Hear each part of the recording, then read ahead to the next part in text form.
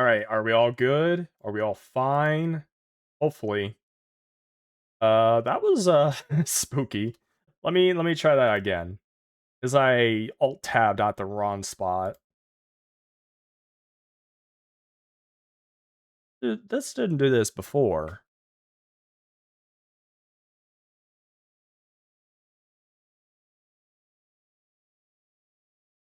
There we go. Oh, and just skip.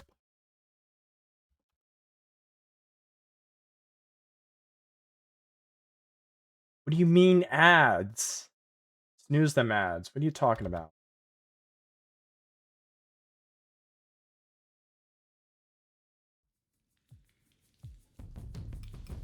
Like, they don't need to keep seeing ads. What do you mean?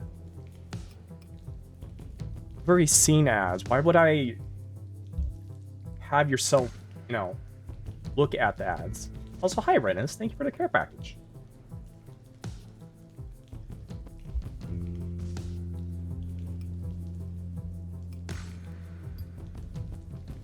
And ads are still gonna be popping up. Nothing I can do about it. To a train tunnel. It's not a Thanks, Switch. volatile. It's smarter, faster, stronger. It attacks in broad daylight. It had me. Could have killed me, but it didn't. It escaped when an explosion collapsed the tunnel. For now, the town hall's safe. It could have killed me, except for this grenade that went off.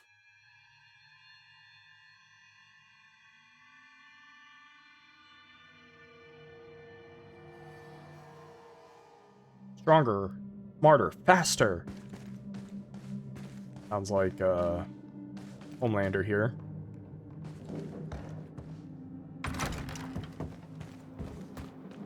Wait a minute. Fast travel! Lurk cause zombies, but good luck. Yeah, thank you, Renus. You have a good lurk.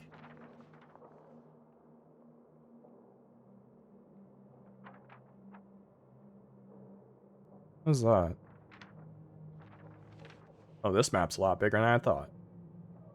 I mean, with vehicles and all that, you would think.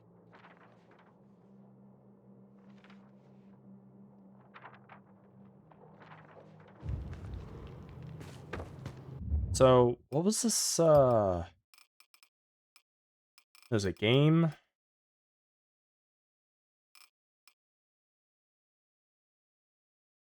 Boss's Aura? I don't know what this is.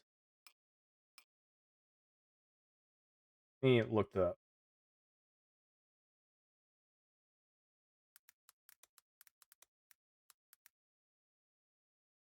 Aura.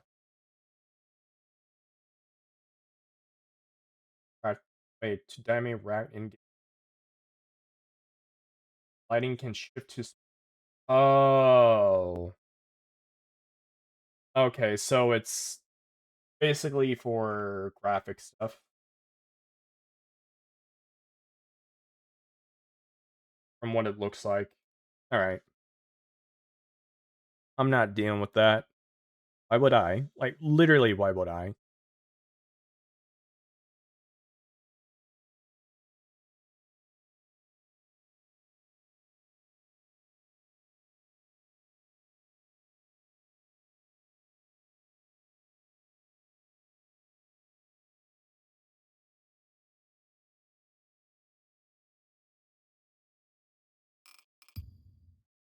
Hold on a moment. Alright. Alright, I had to, like, read something like, wait a minute, hold on.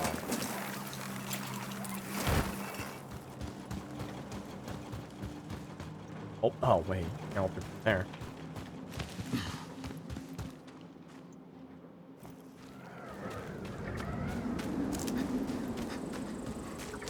So, what was the thing about getting rid of the zombies?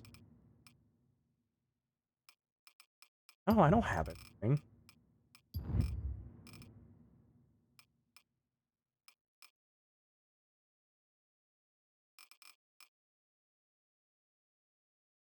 Wait a minute. Wait a minute. No. zombies in the area.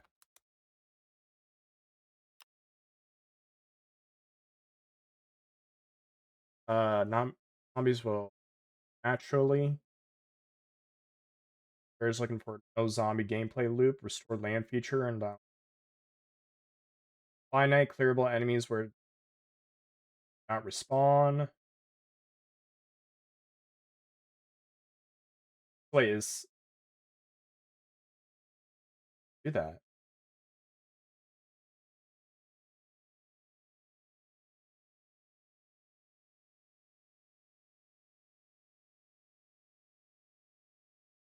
Restored land.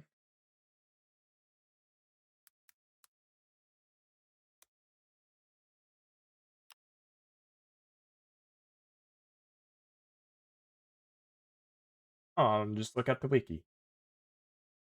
In survival mode.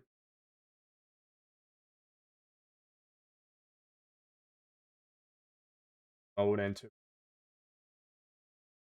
launch. Separate option in the main menu. Has its own set. Okay, so it's a different.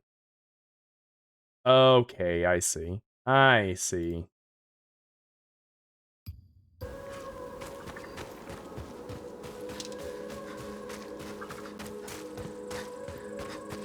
Where am I?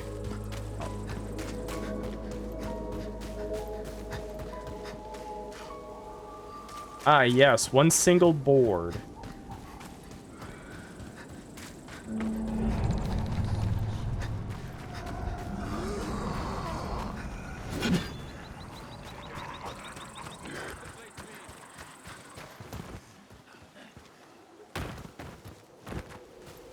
Same old shit.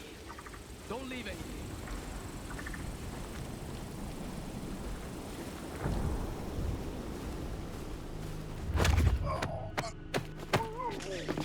Oh well. Did they seriously not see me? Ah, that's a little dumb.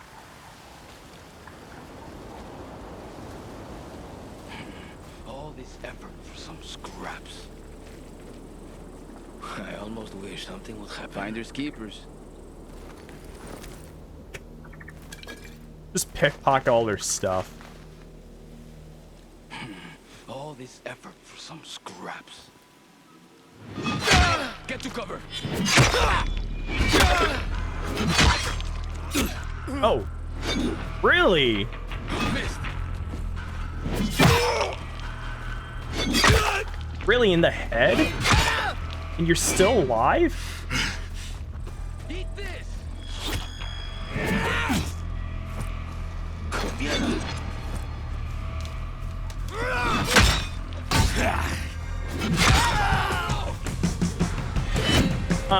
Where do you think you're going? Fine, run away. I'll take that axe though. Guess I'll take the throwing knives along with them. Reforge axe. Is there a machete around, or was that one of the weapons I picked up? Like right over here. What's this over here?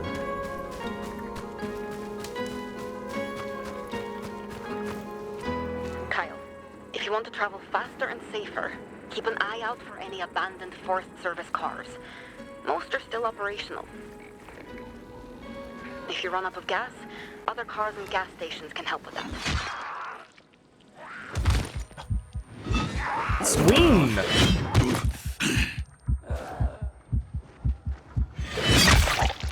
Thank you.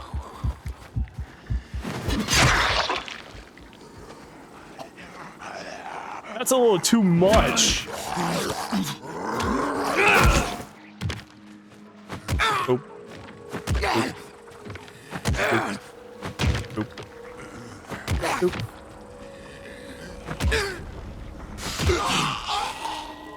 Oh no.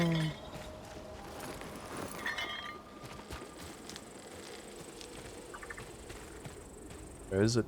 Oh, it's up.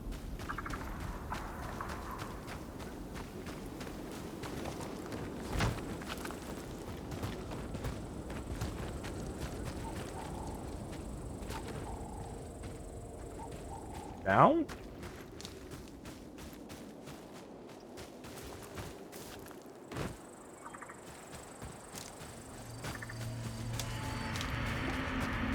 I thought it was just showing up. Maybe I'll go up to go down. Or go over there, actually.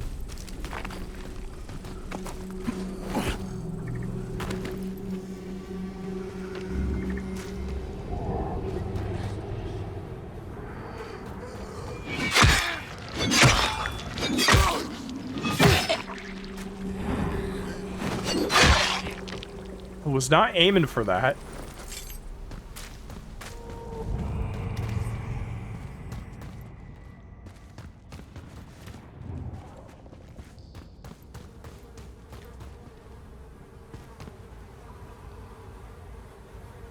Dang.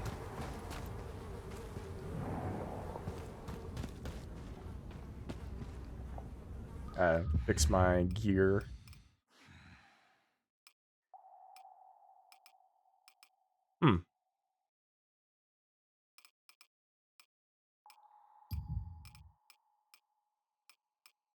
Plus 12.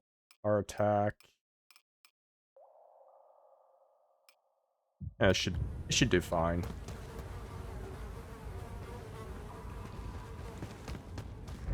Right, I keep forgetting to do this.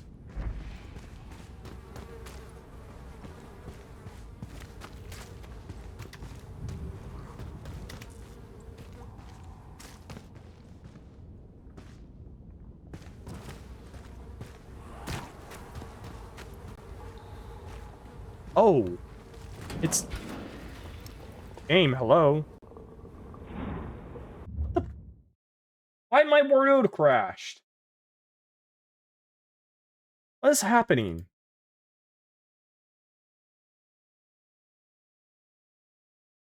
I gotta turn down the settings here.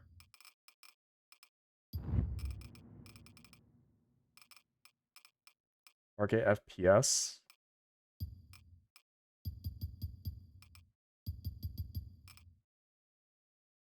Maybe that's what's wrong.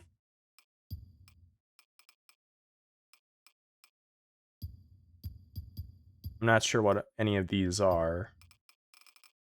Quality. It's demanding high resolutions. Balanced. Yeah, I'll go for balanced. Use AI to render additional. Why? Frame generation? No. No, we don't want a freaking AI rendering here.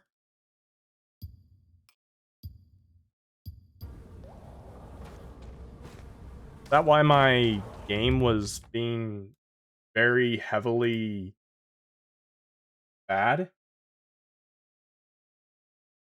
Why am I floating?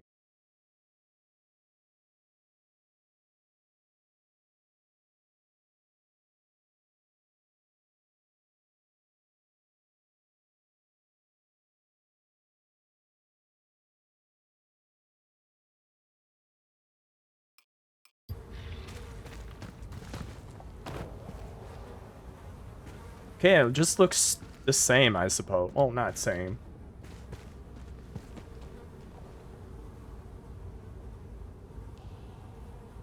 What?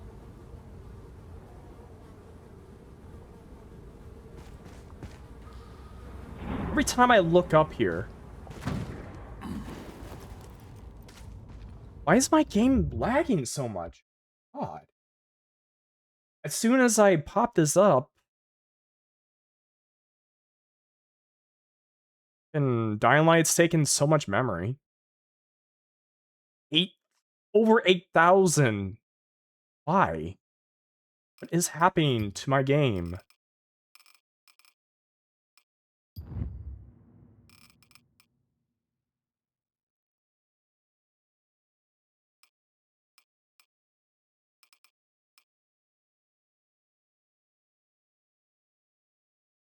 Controls of render solution when to native. No upscaling solution may feed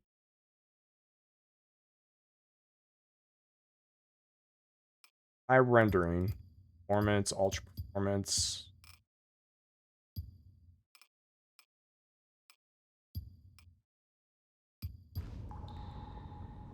Okay, let's see what this does now. Well, it kind of feels okay now. I'm wondering, where do I need to go from here?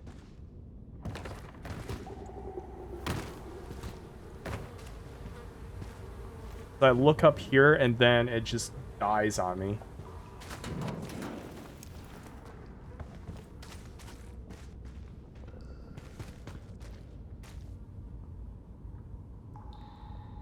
I rail high.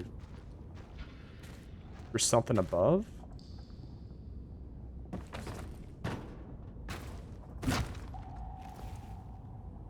Okay, why am I doing this?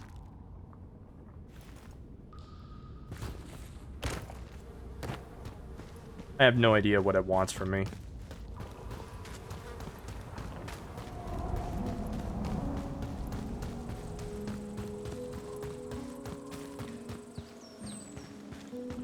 It still looks good. Without all the performances and stuff, right?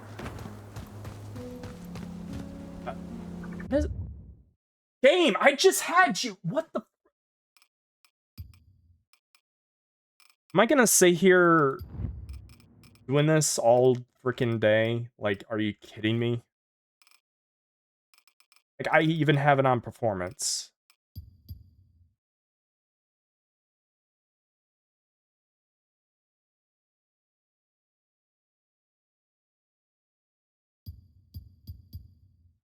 Ultra performance.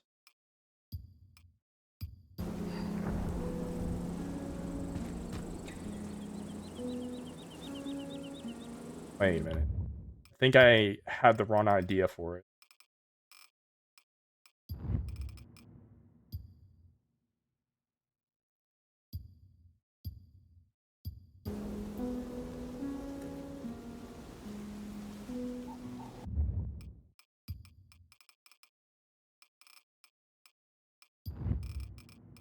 Hmm. Quality?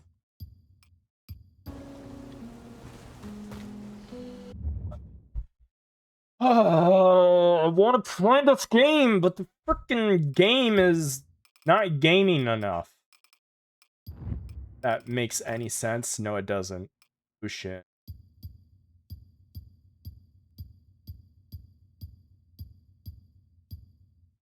Well, the 80 at 720. Flex, quality, balanced. Is set to native.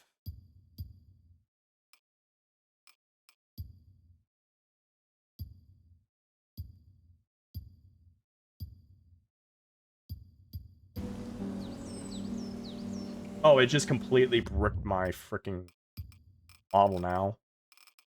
And it looks horrible. Like, actually looks like something from freaking... Okay, I can't actually play it like this.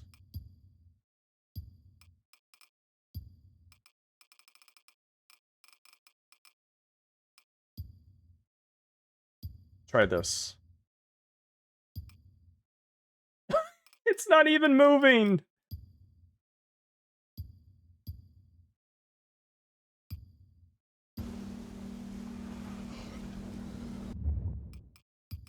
Don't you love it? Don't you love when video games don't video game?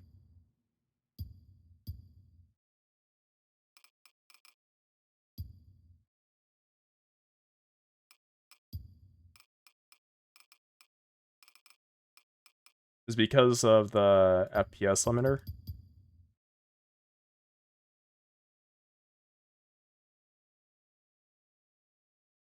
What? Is active values number of frames including generated frames? It's still not going.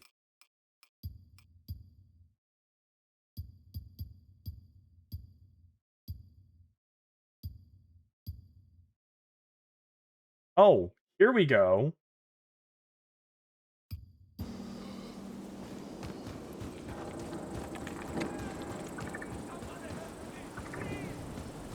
Oh, someone needs some help. Oop. Fucking Brady.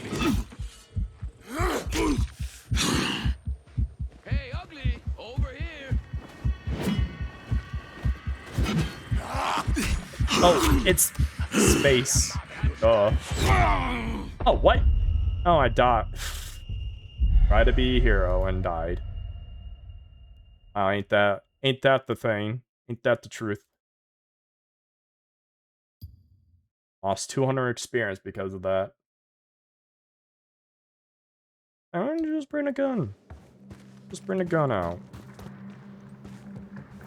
Everything's good when you bring a gun. Not good.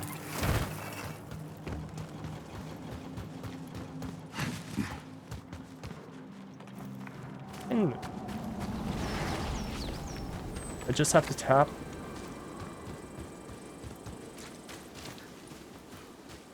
Okay, so I have to have a limited amount, or some space to actually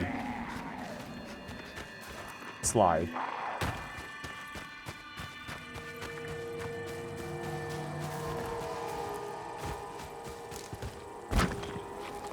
Ow.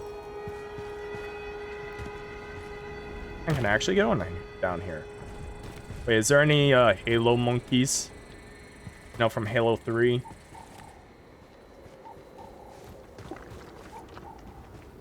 Please tell me someone knows about that. Oh. Ah, my legs.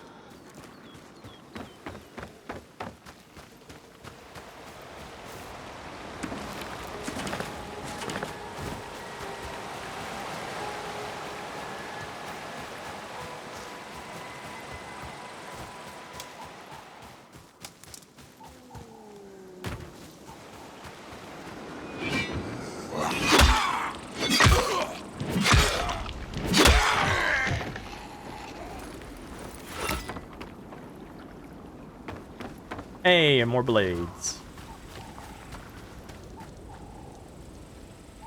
I just seen a ghost. Eh.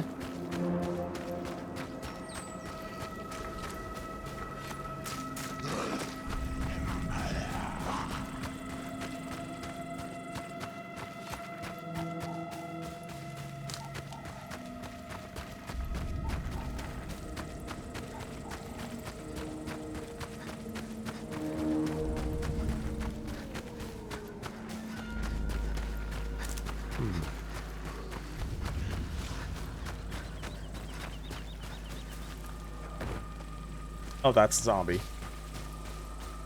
I was like some dude looking around. Well, it is some dude looking around, but I thought it was a living person. Anything in the brook? Nope. I run.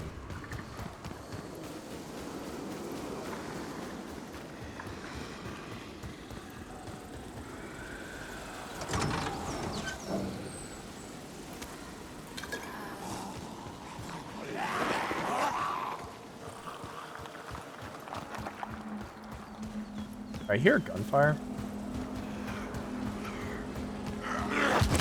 Ow. Yo, what's that over there?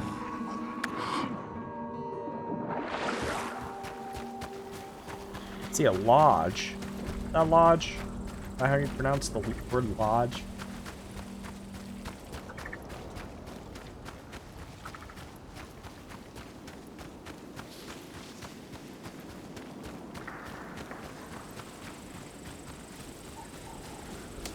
Pronounce? Which? No, is that the word for that building is a lodge, right?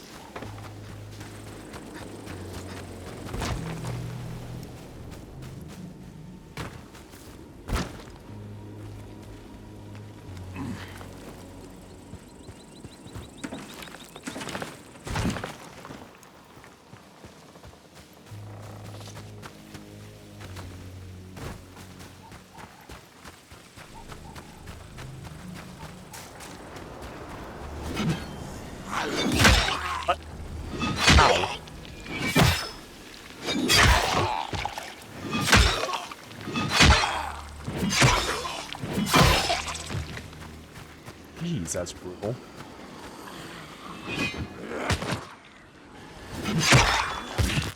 What? Stop that.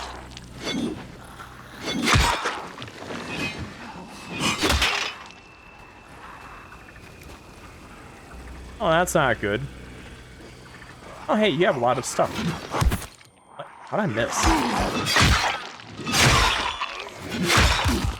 How did...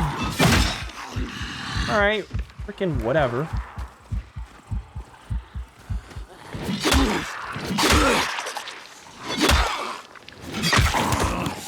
Get off me. I think this frame rate thing is him, her, it, whatever.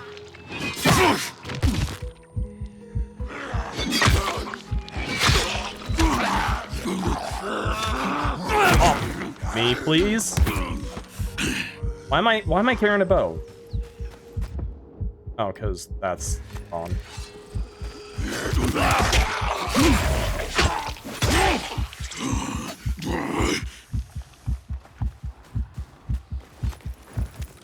Give me all that stuff. I think I actually need to switch over to, I cannot handle it. It's like, it's actually bothering me.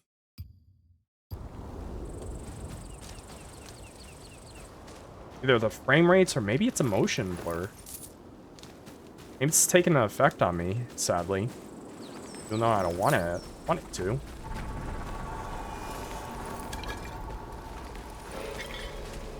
Why am I hearing horror stains?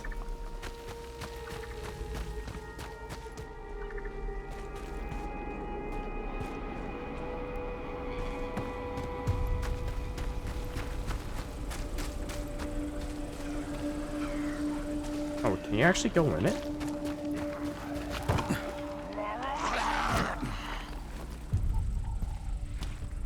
You can. So you need to find a way up. The heck did I just do?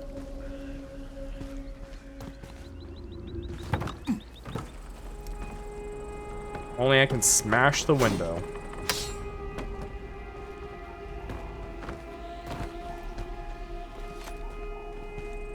Wait, is there anything over here?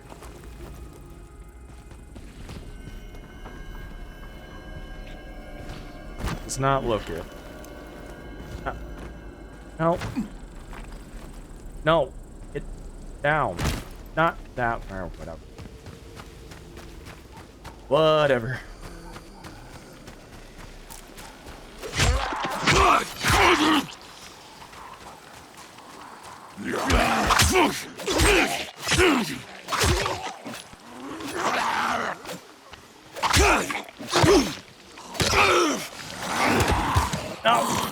Off of me.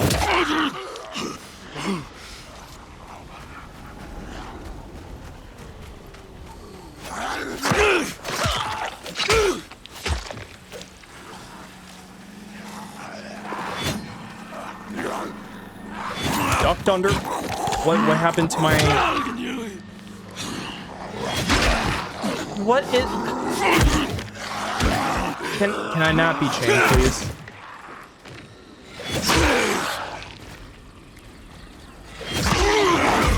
Oh. I have unwillingly turned into it.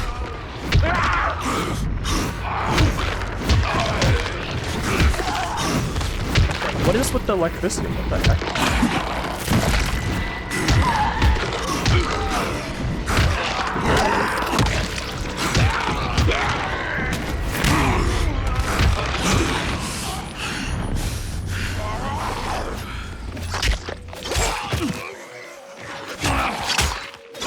You know, I would love to attack sometime and not get staggered.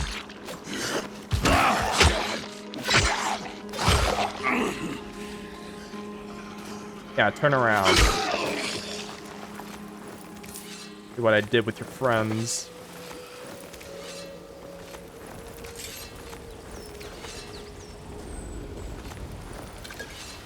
he's just hanging around, not really doing much.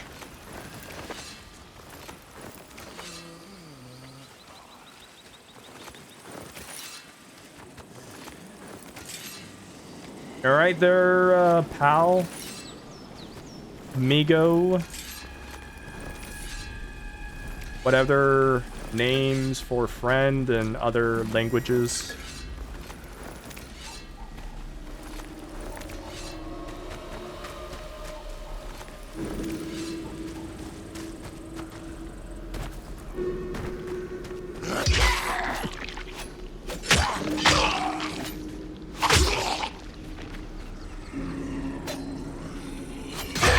Come on, stay down. Alright, hopefully you stay down. Where are you guys coming from? Clear one area out and you just keep coming.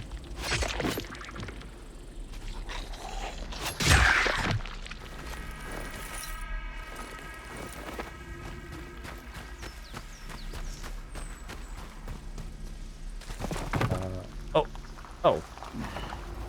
I didn't know I could actually go up here. Man, I remember these chairs as a child.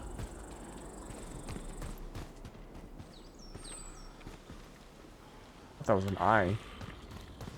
Green thing.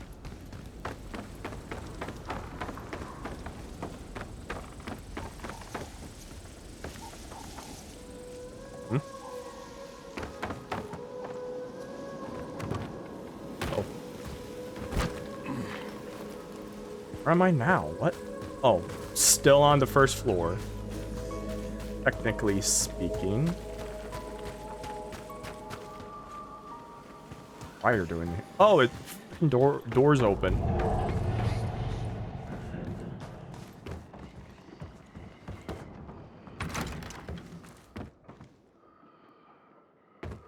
Wait, that's it.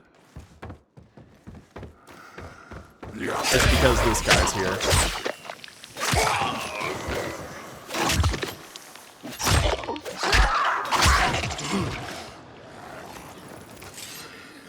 You guys go away. I'm trying to explore.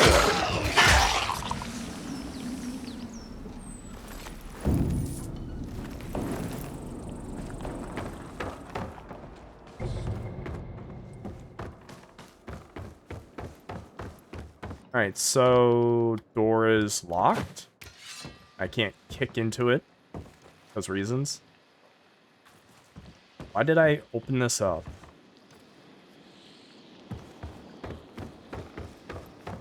Like, why am I over here? There has to be something good, right?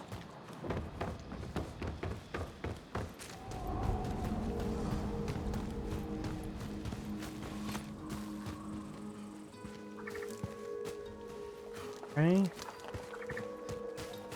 Unless it's in a shelf?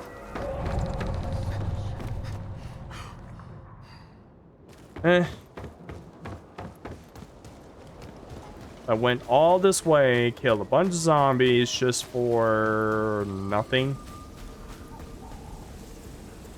Like, actually nothing, unless I want to climb up.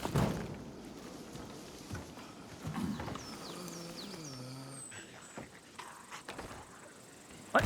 Why didn't you grab it? Go away.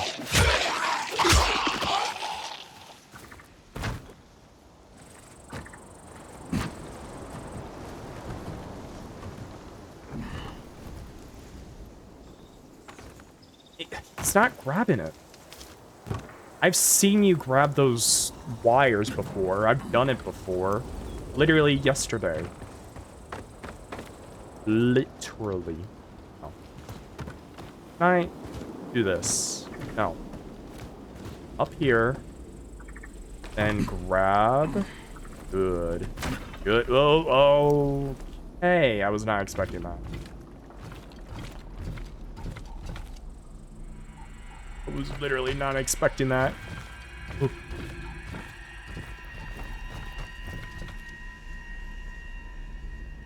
Huh.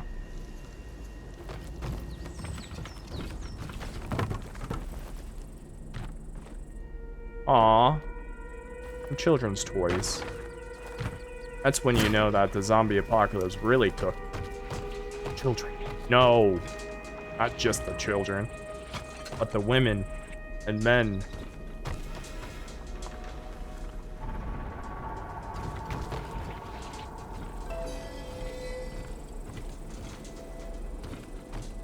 Why am I up here? Oh look, it's becoming nighttime. I have done jack diddly darn. Can I go in here? No, I can't. Shame. Ooh. Yes! I got into something. Really? What am I supposed to do? Not slide off the roof.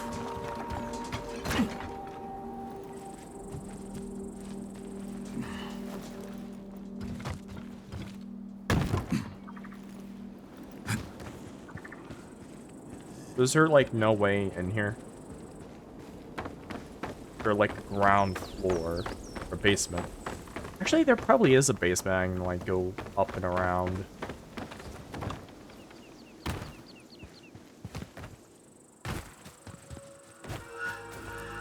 I went through all the places.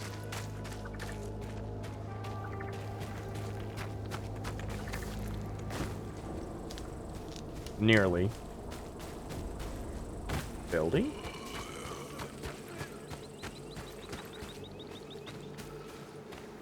I can't go through. What's happening over here?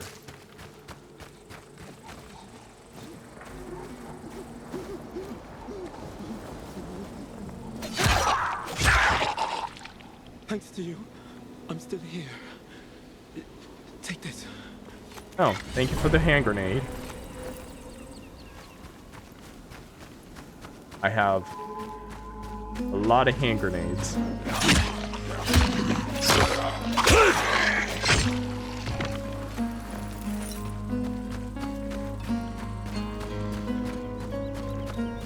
There has to be a way to get in there. Like, oh, why don't you go complete the story? Because I am curious.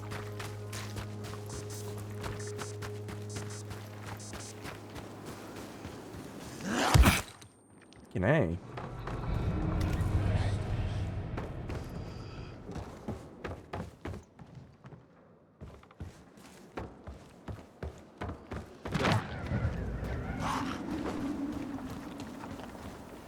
Oh, wow, there's actually a pipe there.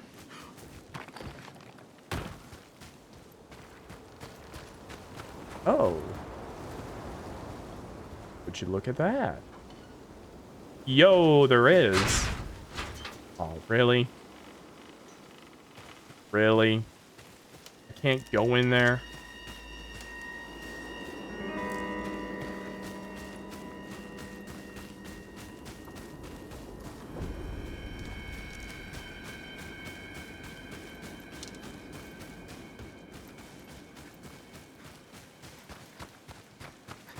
Just get the car and leave.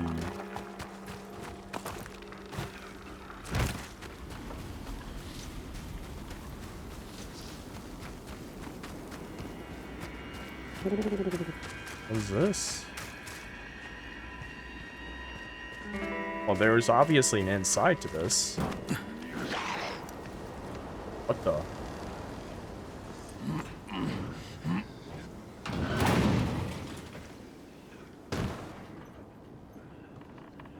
Currently unpowered. They can power this up?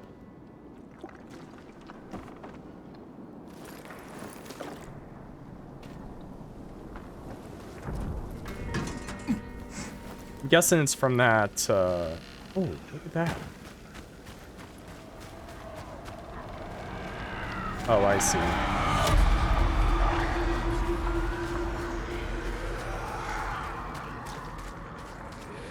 Ooh, spooky!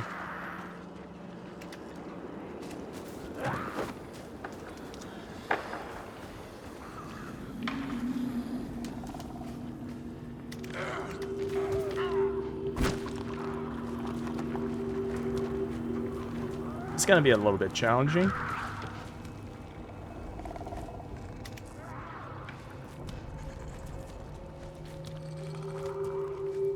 I'm kind of hoping that they don't, you know, see the light. They did say they can see it, like, spot the light if it's on them.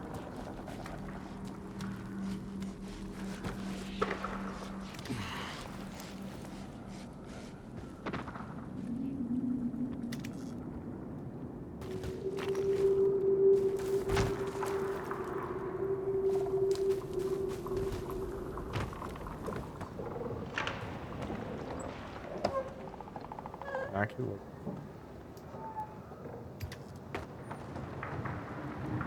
Can I just hide out here? Bet I could. Wow, this flashlight goes far. What? What?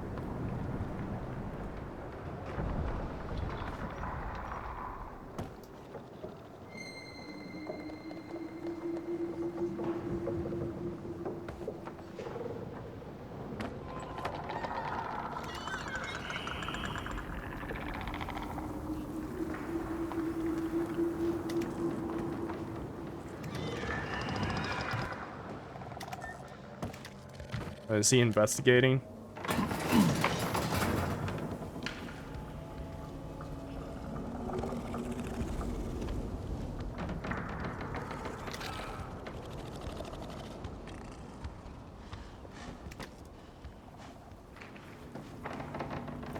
Oh. Are we gonna try to jump down, aren't they?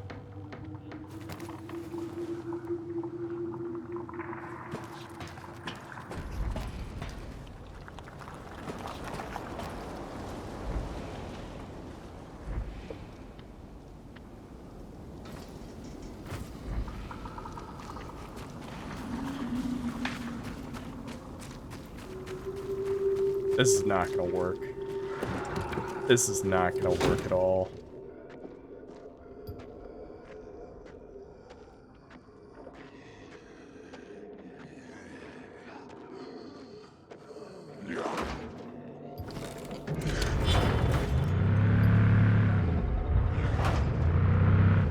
Yep, time for me to go.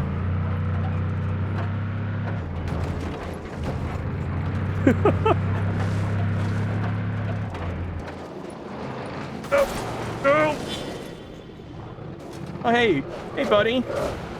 Can I go and leave? Oh. Hey, Rennis, we have something here. Bye.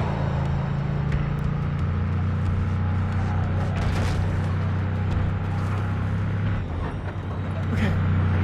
Is it you? Oh, it's these.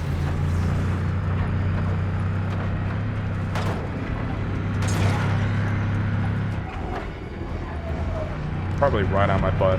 Oh, I can hear them breathing.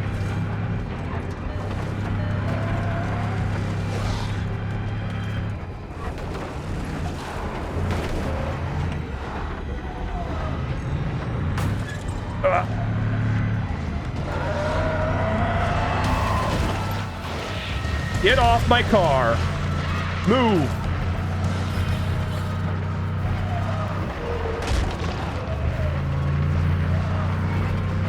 Tells me they didn't stop here just to stretch their legs. Oh, it's Smokey. Fuck. What a massacre. Oh, my car's dying. Freaking leave. Oh, that's the wrong button. Leave. Did I just die from the explosion? You know, that was not a great idea for me.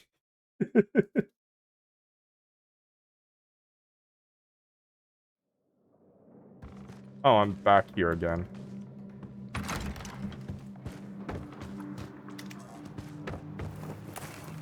And what a waste of time for that lodge. Oh, I found the door. No, I haven't found the door. Oh, I found this door. Oh, but I have not found that door. Man. I thought I could, like, I didn't know they were gonna friggin' run it down that much.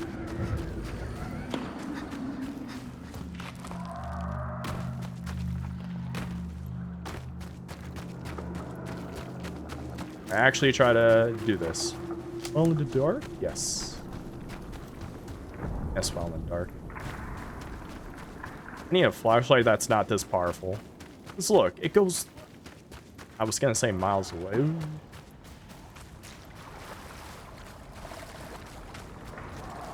I need it not to shine on it.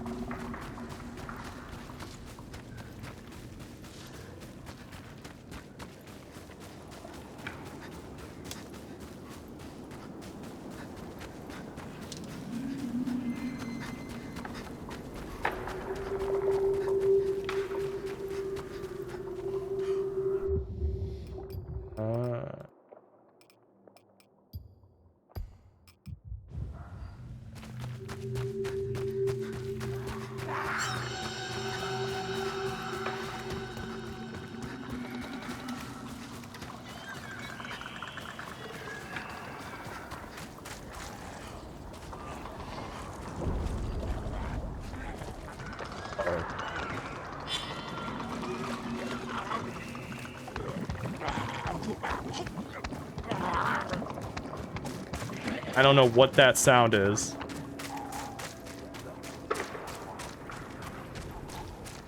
I hear gunshots. Into asylum?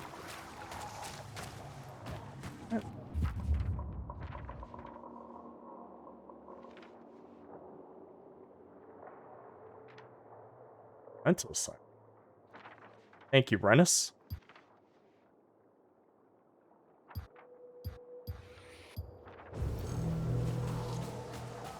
I'm gonna check this area out. Maybe not.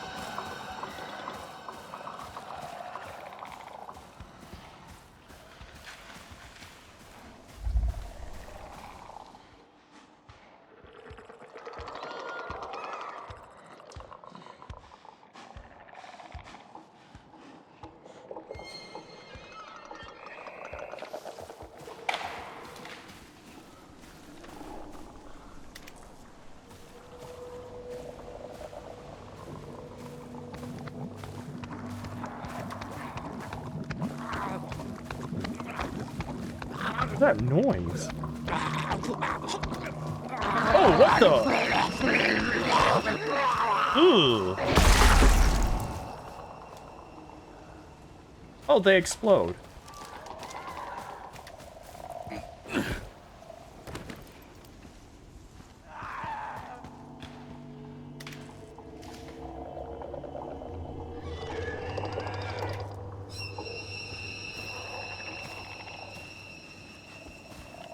I think I need to climb a tree.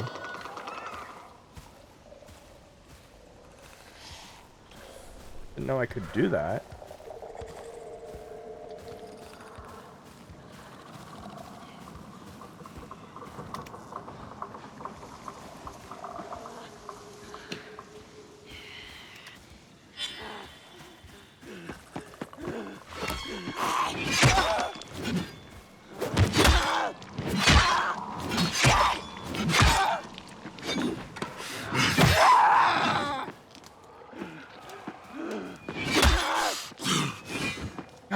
Let's see.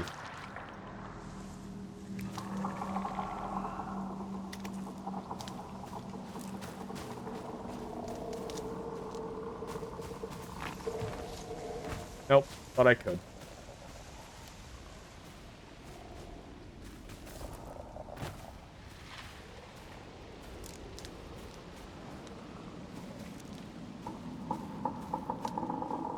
Doesn't look like I could really much of anything there. Nothing I can really see as far as that goes. What the? Get rid of all infected? Oh, that's probably why.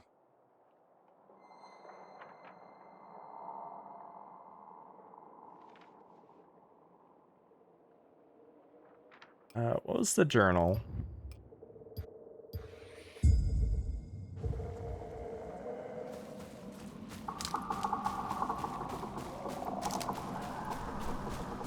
that's genuinely creepy.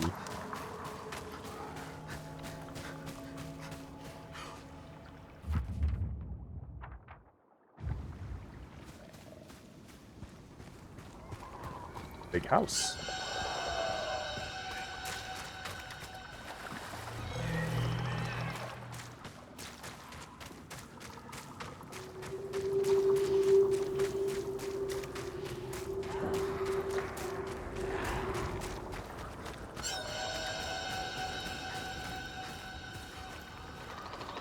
Sneak around. Let them see me.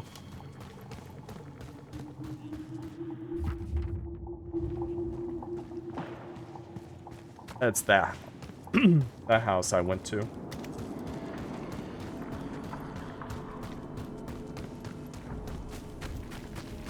I can just go over here and get whatever I need in here. And drive this truck.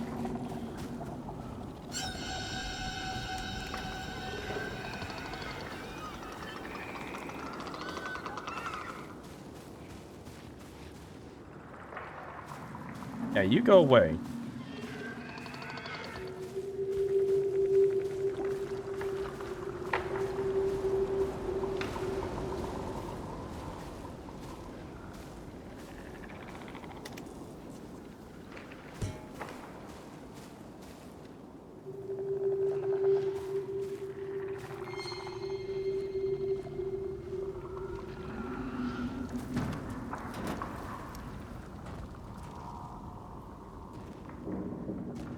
Anything here?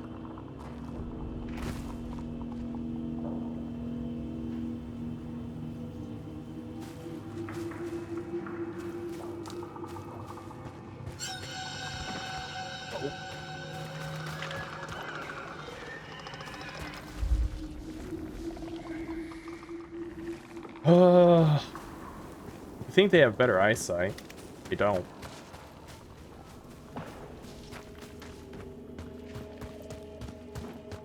Really? In the path?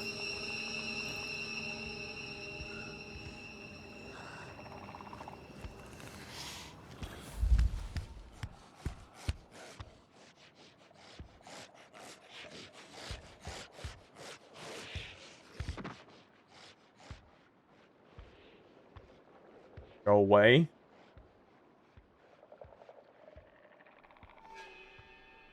Not gone.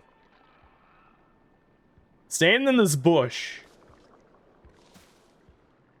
Repeat.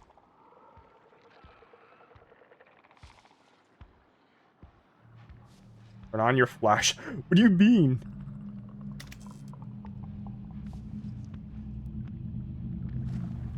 Oh, I guess it literally told me there's nothing to be afraid. Is that the car I was at? No. That's the car I was in.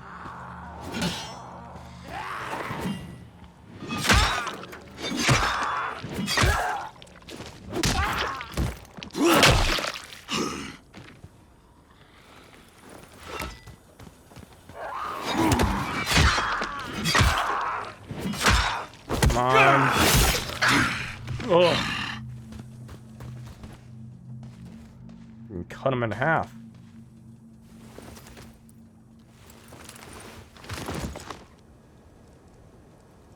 Read. Chimera nebuloso, number 47B. Description: this specimen has significantly modified its enhanced sensory compatibilities and physical attributes. Extreme caution is advised during transport. Containment and transport instructions. Sensory dampening installed the soundproofing and scent masking devices with the transport unit to minimize sensory overload. Emergency protocol: in the event of a containment breach, initiate lockdown procedures and contact the response team immediately. Avoid direct confrontation. Research notes specimen 47 is part of an ongoing study to understand potential application, enhanced sensory compatibilities in a hybrid organisms. Data collected during the field tests will contribute to our knowledge of stress responses and adaptable behaviors in genetically modified specimens. Olivia, you were right. I found the Baron's men, but whatever they were moving, it's gone. Gone. You mean it's escaped? Yeah, but not before slaughtering every single one of them. Poor fuckers never stood a chance. Do you think you can track it? I can try. The blood trail leads into the swamps. Please be careful. You want me to be careful, or do you want me to find it? I want you to find it. Exactly. I'll keep you posted. Be careful. Alright, you want me to find it? Yeah, I wonder whose car is this? Wonder if that was... Nah. It'd be weird.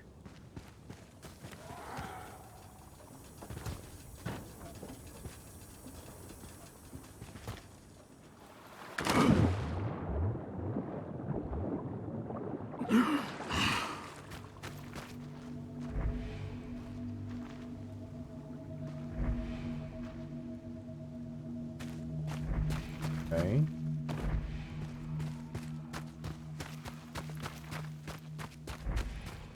Oh. Been dragging bodies around?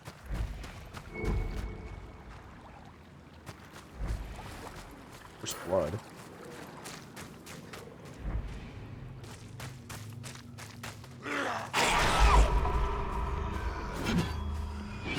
Okay. I don't know what that was all about.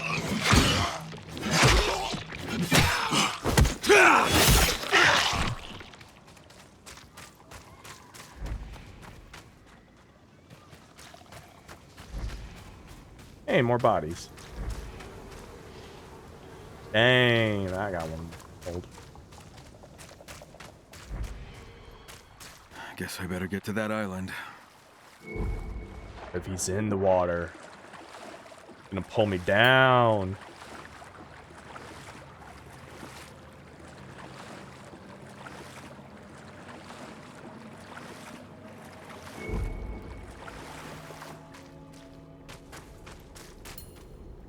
And it's immediately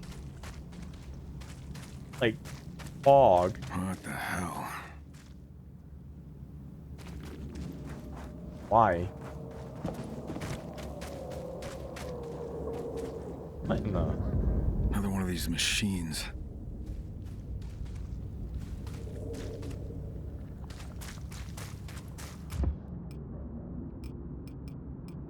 Oh. Sure.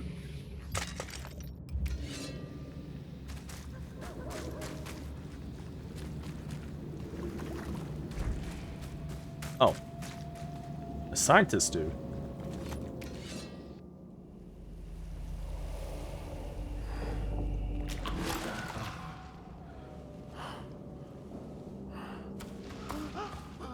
Oh, it's only daytime.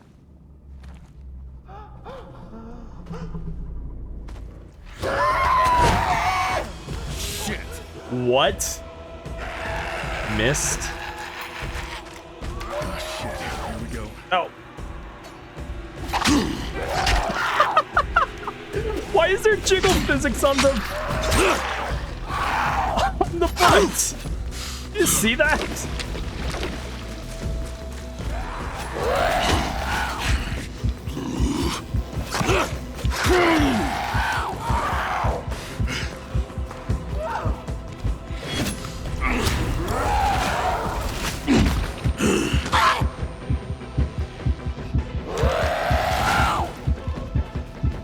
Thank you for the care package. I'll get it as soon as I can. Oh!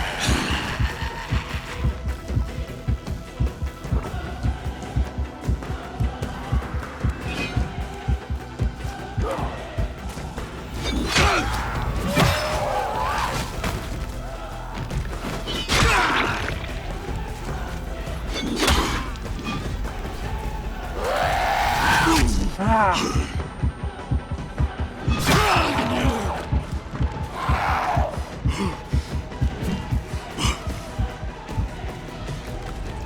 get you.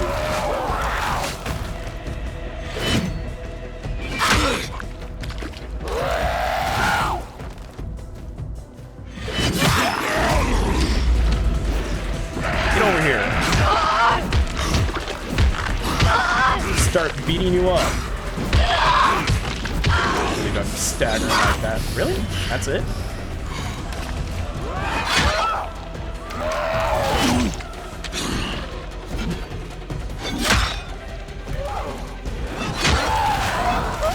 Stood on top of him. What?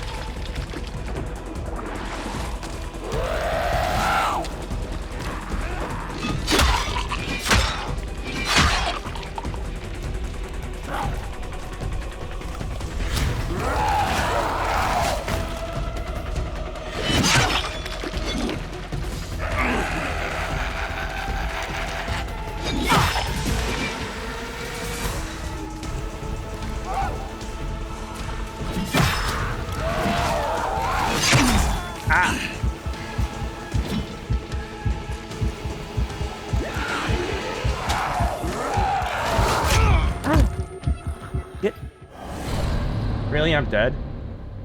What the hell? Alright. Gain that care pack. I really should start drinking water.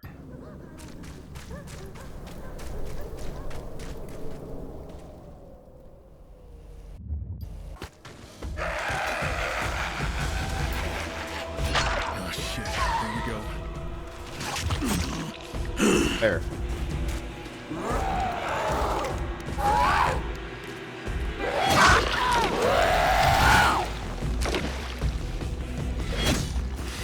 What? I not hit him? Oh, BS. Come on.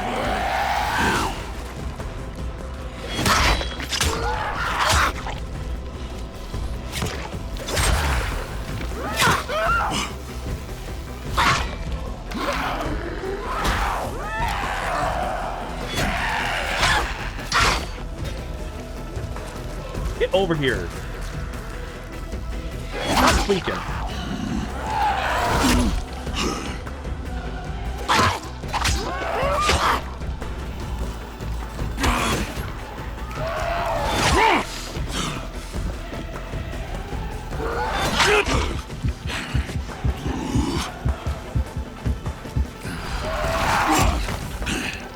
Really? Why does that do so much damage? Freaking, it reminds me of Toss. Where is he? I see you in that bush.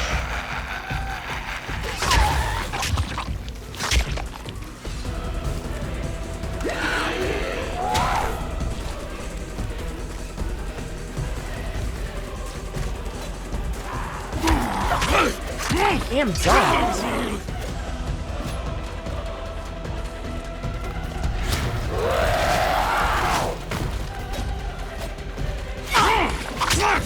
This is way too cinematic for this type of game to happen.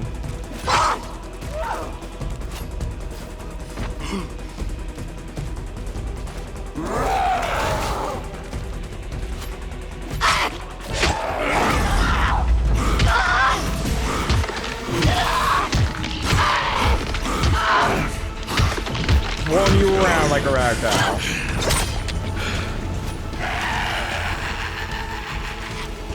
Oh, that's not bad.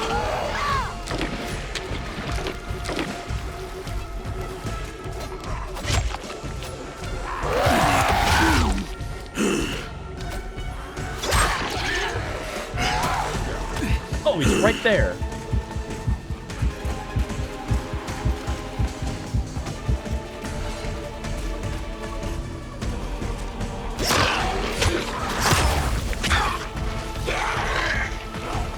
There.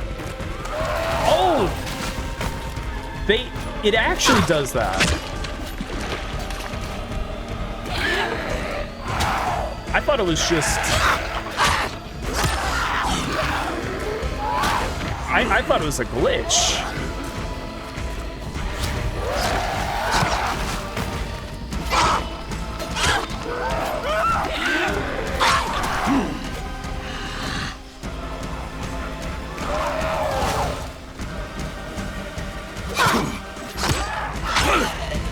I could have had a sweet kill on it.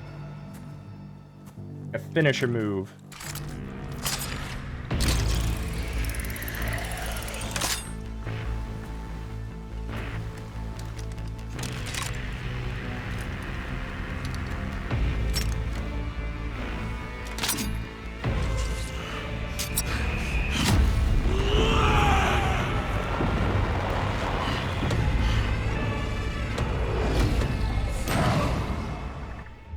Oh, heck yeah. Allows objects. Oh, that requires 2? You can now have control over beast mode. Oh, that's much better. And keep that one and... Olivia, I got another sample. Great. You're getting good at this. Yeah, but I think it's time I found a new hobby. Stick with it. We're making progress. As soon as I find another Chimera location, I'll let you know. Okay, in the meantime, I'll go check up on the folks at the town hall. Oh yeah, I could do that. What's over here? Yeah, I know it's a high level area.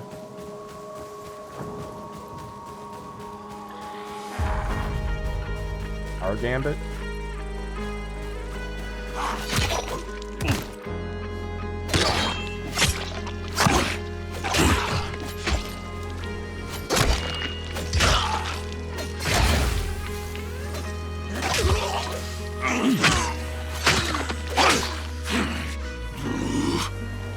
I just... How many hits to the head do you need? Oh my... Stop changing the weapons.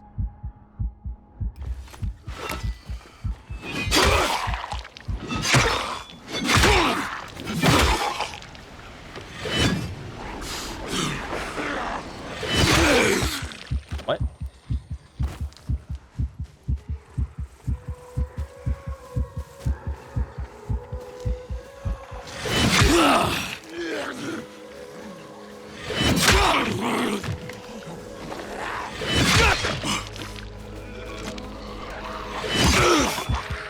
What am I getting hit by? Am I getting sniped?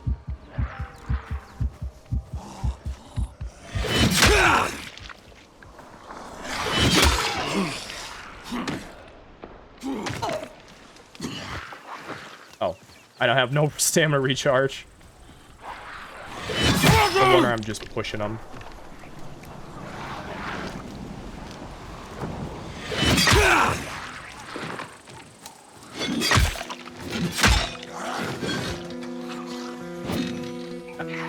Hit him.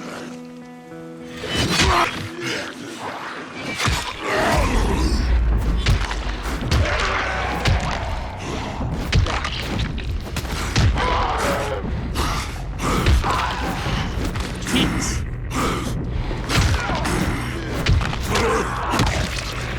Yeah, this is a real high-level area.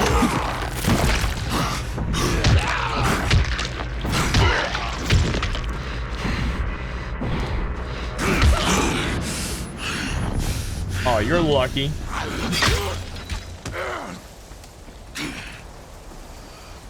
What? Why? What? Why do I have a freaking... Why is everything broken?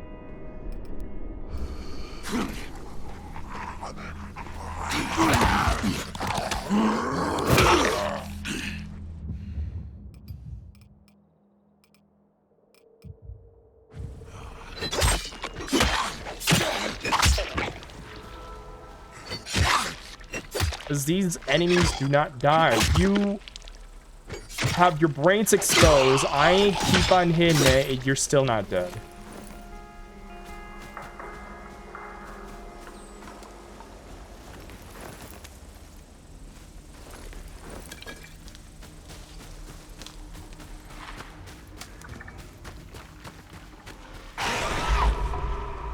What?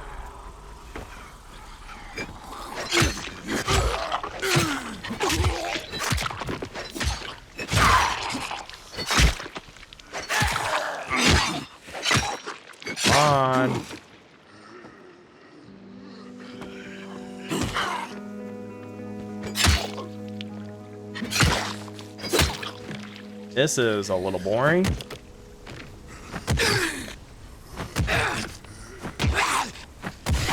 I'm kicking you right in the head. You're literally, your brainstem is exposed. Thank you. Oh, what is this place?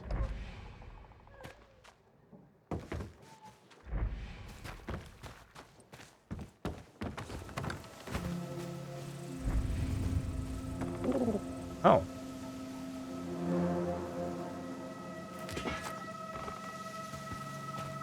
Better than nothing. Wait, that's it? I came in here for nothing?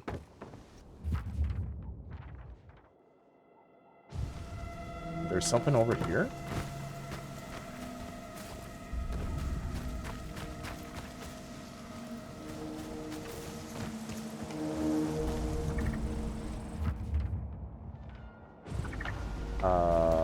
Oh, it's right under the... My mistake.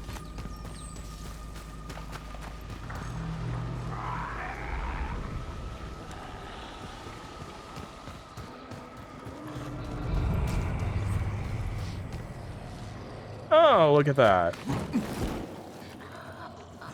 I just want to get into the convoy. Oh, you can go through the back?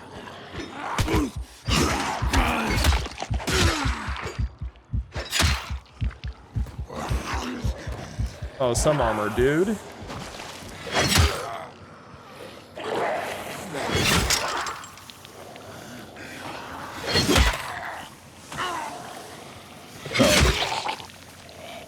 Oh, it's those guys.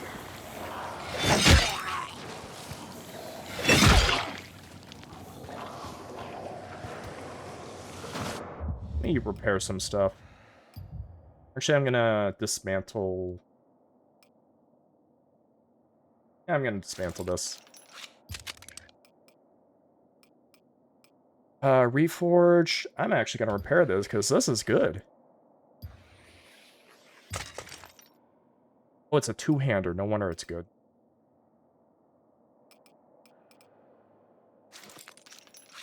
Get rid of this one. Blunt.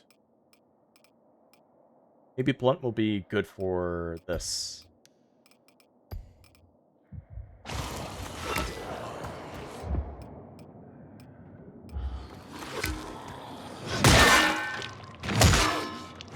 Bonk. Bonk. Hey, that worked. Bonk. Bonk. Bonk.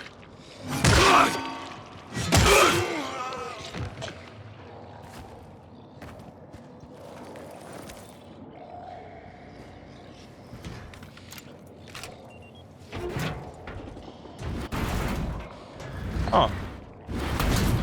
I did not know that. Alright. Time to leave. I got some morphine along the way. Wait, does that mean every convoy has one? Oh, I need to collect different key items. Okay. What? What was that? Why did I just die? Like, I knew I had enemies in the front. Did I have enemies in the back? Huh? Why am I back over here again? I think I need to start collecting save points. I don't have to keep on going back over here whenever I die. Press and C. I literally press C. Literally. I just spat all over the place.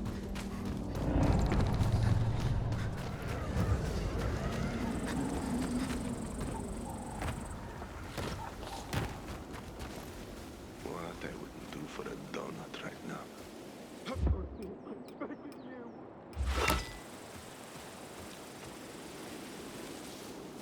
Scream all you want. Time's up, asshole. This is awkward. Oh, it's not control.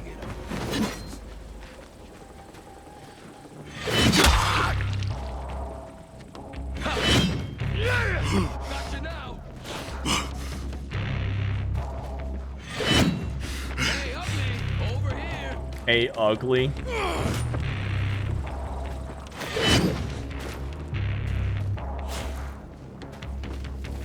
You're mine. Really? My turn. What?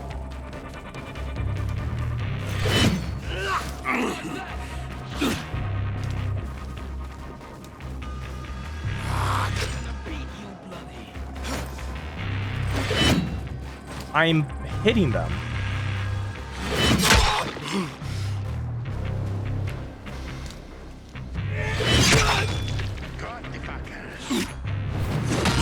What? I did not mean to do that. Nothing personal, man. What? How did you reach me? I got him.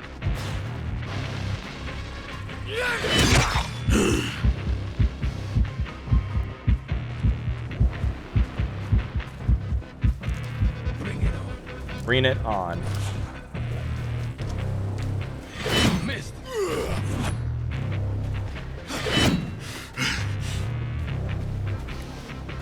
Come on.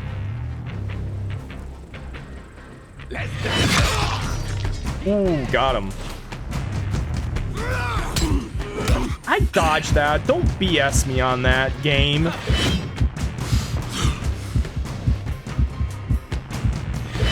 You're mine now. What? What? What was that?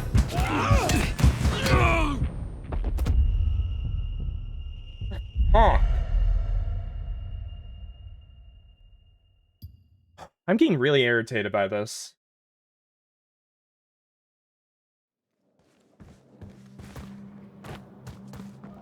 Like, oh, you dodge. No, you dodge. No, I hit you. No, I didn't hit you. It's like telling a little kid, hey, you didn't hit him, but you did hit him.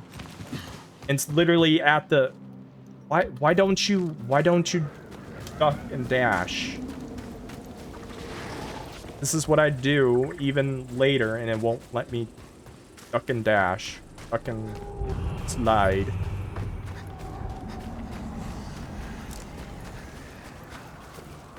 Yeah, I think I'm done. I'm done with this game. I don't want to play this. I'm gonna do something else.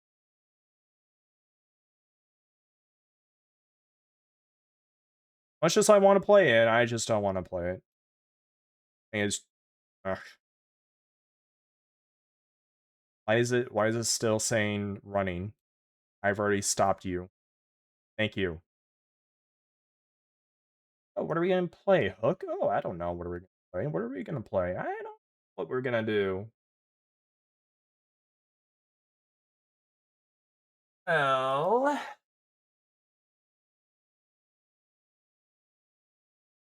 we could.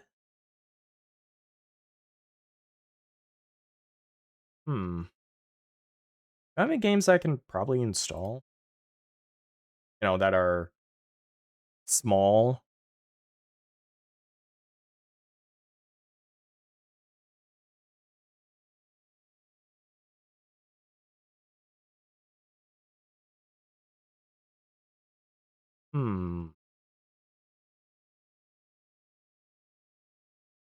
Anything small that I can download.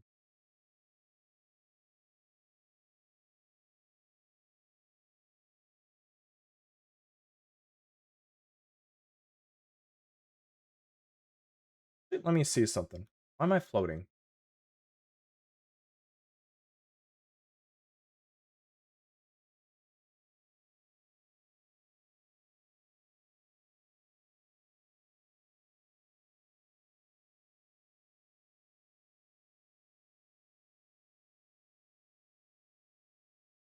Did I buy anything from this game?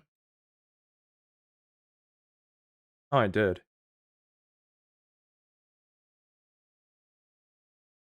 I don't feel like. Like, maybe, no. About, no, freaking 36 gigabytes? No, thank you.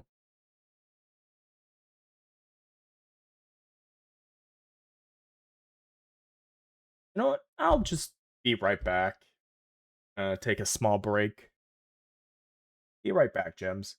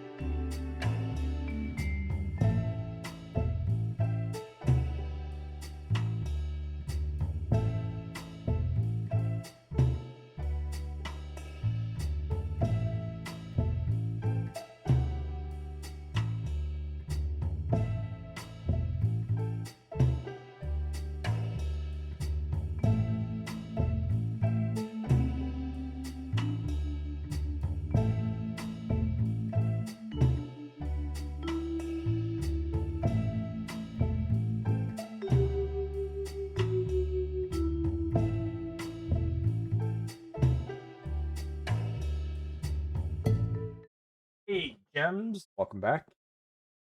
So we're gonna be doing some video watching for a bit. Probably gonna end a little bit earlier than I would like to. Well, there's like 2 videos I wanted to watch here, so yeah. So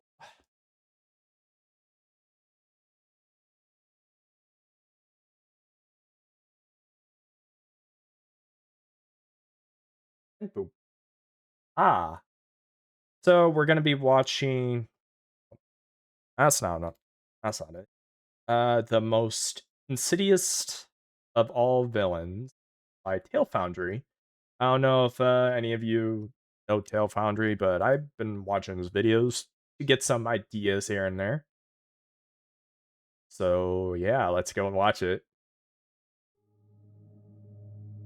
A man in a suit. A necessary precaution. He didn't really have a choice. I think I'm now called upon to put right and put down. Why is it always a man in a suit? Personification of the AI overlord? Man in a suit. Genetically engineered killing machine? Man in a suit. Eldritch demon waiting in the trees? Man in a suit. Really? Doesn't even have to be a metaphor. Sometimes it literally just is. That one day, every person in this Senator nation will Armstrong, control their own too? destiny. A man in a suit. Don't fuck with this, Senator. He did this on purpose. Look, I've seen my share of villains in my time. I've seen the extremes of what malevolence can look like. I've seen all sorts of abominations, atrocities, ancient beasts, and man-made horrors beyond all comprehension. I've seen the faces of some of the oldest, most archetypal villains in the human imagination. But by sheer volume alone, very few can compete with the near limitless versatility of a man in a suit. What am I missing here? When I look at this, I just see a bureaucrat, someone you might see at the DMV, an insurance agent. I don't know, maybe I'm just out of the loop. Probably because Man in the Suit shows how much power they wield. Like, think about it. They're wealthy enough to get the suit, right? They can flex their power, and it shows how malice they could be. Think? Oh. Or something. It's hard to grasp. Out of all the ways you could personify evil, why is this the one humans keep coming back to?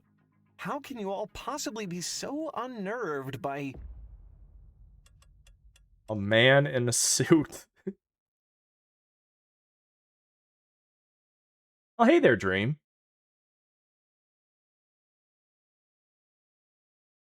Half-Life gameplay. Ooh. Okay, really quick, I just want to share something with you that I'm really proud of. This is how we here at Tail Foundry imagine the infamous King in Yellow to look. This is an actual original piece of art created by our very own artist, Owen okay. North. The reason I want to show it to you here is because I think it also says something about the absurdity. Decided to quit See Dying the Light gilded because I was getting antlers, mad at the floating crown, combat. the flowing tasseled robes, skeletons crowded within. But we're doing There's this. just something so resonant about this figure and about how artists are so drawn to it. We just had to try and capture that. Well, it's a King in Yellow. And you could capture it too. We have prints available at thetailfoundry.com/store. They're only $20 each, and every one you buy helps us make these videos. Again, just visit thetailfoundry.com/store. I was thinking about getting one of them. Yours. I can't but I don't really promise you won't go mad take a looking lot at of it. pictures. It's just a risk you'll have to take. Now, back to the video. Yeah, how was your day there, Dream? Gordon Freeman. It's the G-Man. In the flesh. the G-Man, the epitome of all men in suits, a literal cosmic bureaucrat. The trope didn't start with him, but it may as well have. With only about 15 minutes of dialogue across 10 games, this character is still somehow just as resonant 30 years later. This scene, at the very end of the game, is the first time he speaks in the series. Oh, good. It's also the first time you really get to see him, unless you've been paying close attention. It might not be immediately obvious, but he is everywhere. The G-Man is a constant presence throughout all of Half-Life 1, a tall order in a game with an environment that is, to put it mildly, occupationally unsafe. The G-Man follows you through zombie-laden corridors, explosive reactor cores, tunnels with giant flame-throwing ogres. He seems strangely indifferent to the ongoing apocalypse, which to me suggests his role in the story is much more active than it appears. But really, that's all it does. Suggest. The G-Man is an inherently mysterious figure. We only know what we can piece together by observing him. For instance, he seems to have the ability to teleport, but he can't, or maybe won't, do so all the time. At the very beginning of the game, he can be seen riding a tram, just like us. We know he has something to do with the disaster that kicks off the story because he provided the defective crystal that caused it to happen in the first place, but we don't know what role he had or how it served his interests. We know he can control people and possibly even time and space itself because he does so at the end of each game.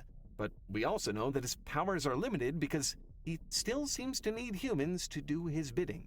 You've done so well, in fact, that I've received some interesting I still need offers to for your services. On complete paper, this you'd game. think this would all make the G-Man less intimidating. It appears he's not actually all-powerful. He's reliant on flesh and blood humans. He can be captured by his enemies. His power can even be resisted by the right kind of alien. But the fact that there is a method to the madness really just makes you aware that you're never allowed to know what it is. I think the G-Man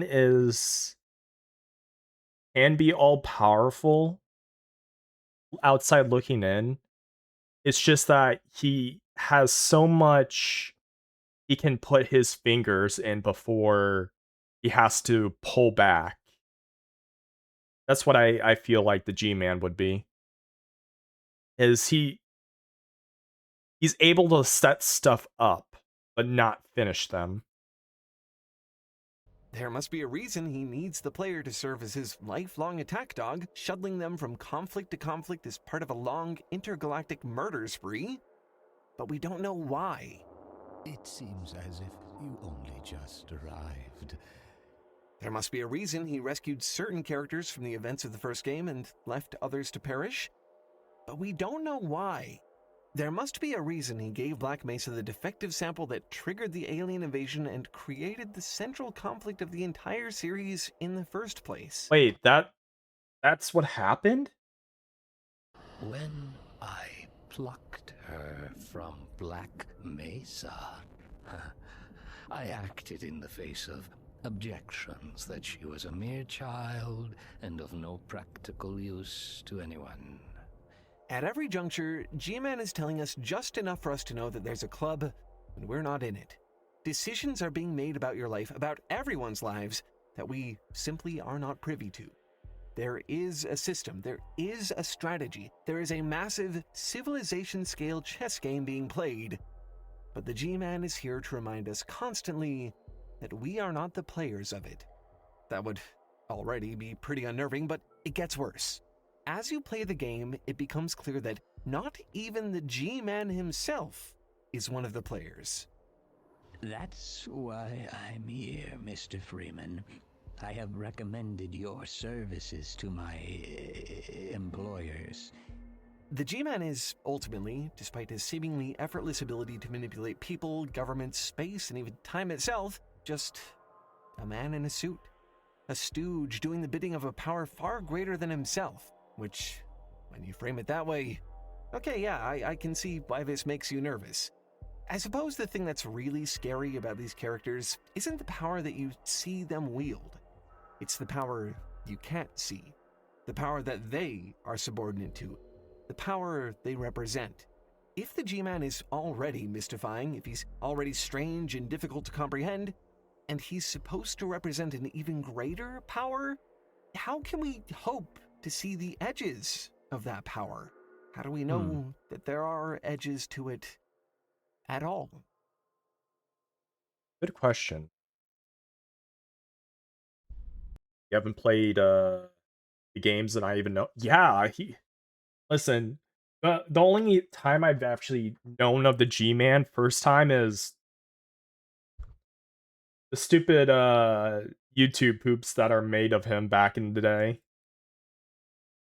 Like, just seeing some, I don't know, this creepy Oh, well, creepy businessman that has like a suitcase all the time.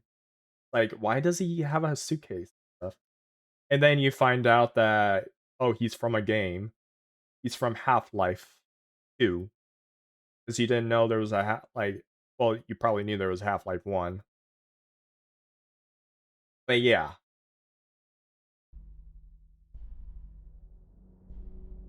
What is this? Black and white movie?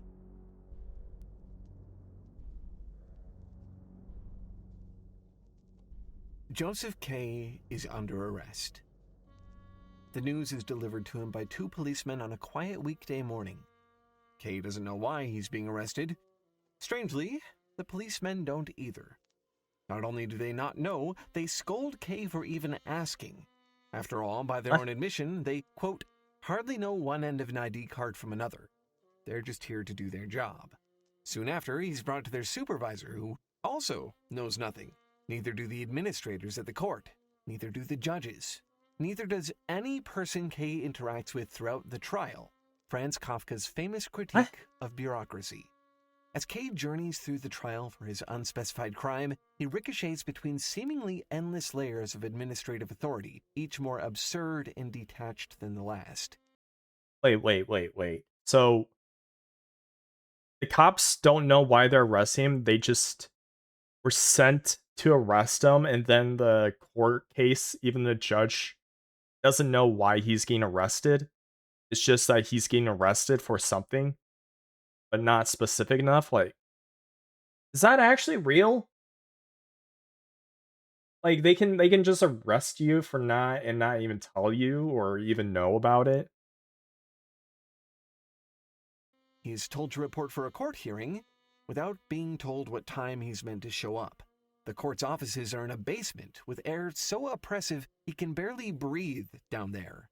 He's told it is absolutely necessary to seek the services of a lawyer, but also that legal defense is technically illegal under the rules of the court.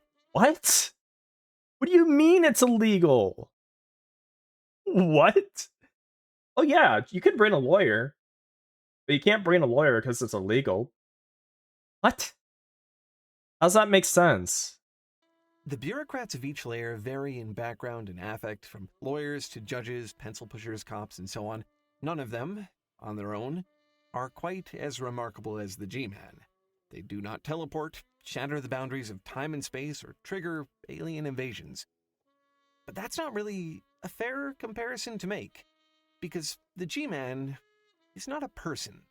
He's an incarnation, a depiction of process, of a system. The G-Man is the court itself, and every solitary bureaucrat who makes it up.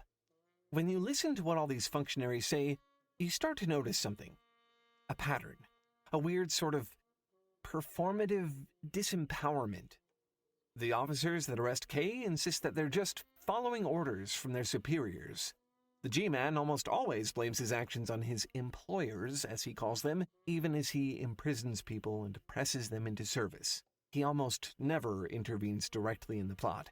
The higher-ups won't allow him to. They authorize me to nudge things in a particular direction from time to time. Okay, that's what I thought. It seems like I was right about my assessment. Assessment? Right about my theory is that he can push, or he can set up the pieces, but he's not allowed to, do any more than that. The trial is not some kind of natural disaster. It's a process that exists and continues to exist because people keep showing up to work every day and willing it into existence. Despite their claims, the officers that arrest K are doing more than just their jobs. They're perpetuating the court's power and its injustices, allowing it to keep running. The events of Half-Life wouldn't even have happened if the G-Man had not specifically intervened to make them happen. Despite being on some kind of cosmic leash for superiors beyond our comprehension, he still does things. He makes choices. Just as he needs the player and other characters, The power he serves needs him, and he complies.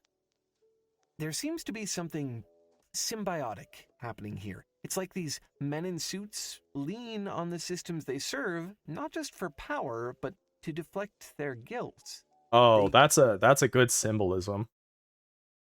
Like the little guys don't know what they're doing, while the guys above them don't know like why they're doing it. And the head honcho doesn't even know why is he doing this in the first place. It's like the little guys are the cops, the bigger guys are the supervisors, and the head of police, and then the big guy is like the judge, and even then they don't even know what's happening. Cooperate with the system while denying responsibility for their own actions within it. Which, by the same token, makes them weirdly honest. The court is so labyrinthine, it's impossible to completely comprehend. Every court functionary Case speaks to is only dimly aware of the size and scope of the entire system. Each one feels individually powerless to challenge it themselves. And for his part, G-Man's employers, whoever they are, clearly possess the power to discipline and control him. He frequently alludes to the restrictions placed upon him by the people he is forced to serve. Cynically or not, he's constantly reminding us that he's the one protecting us from the entirety of their wrath. This aspect of the character strikes me as almost tragic, actually. For all the power the suit vests them with, it's also something of a straitjacket. I suppose that's not surprising. When a system becomes so complex that it outgrows human interests entirely, what becomes of the humans working that system?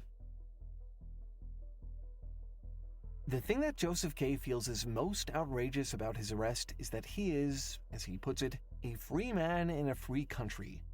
For a long time, he thought, everywhere was at peace. All laws were decent and were upheld.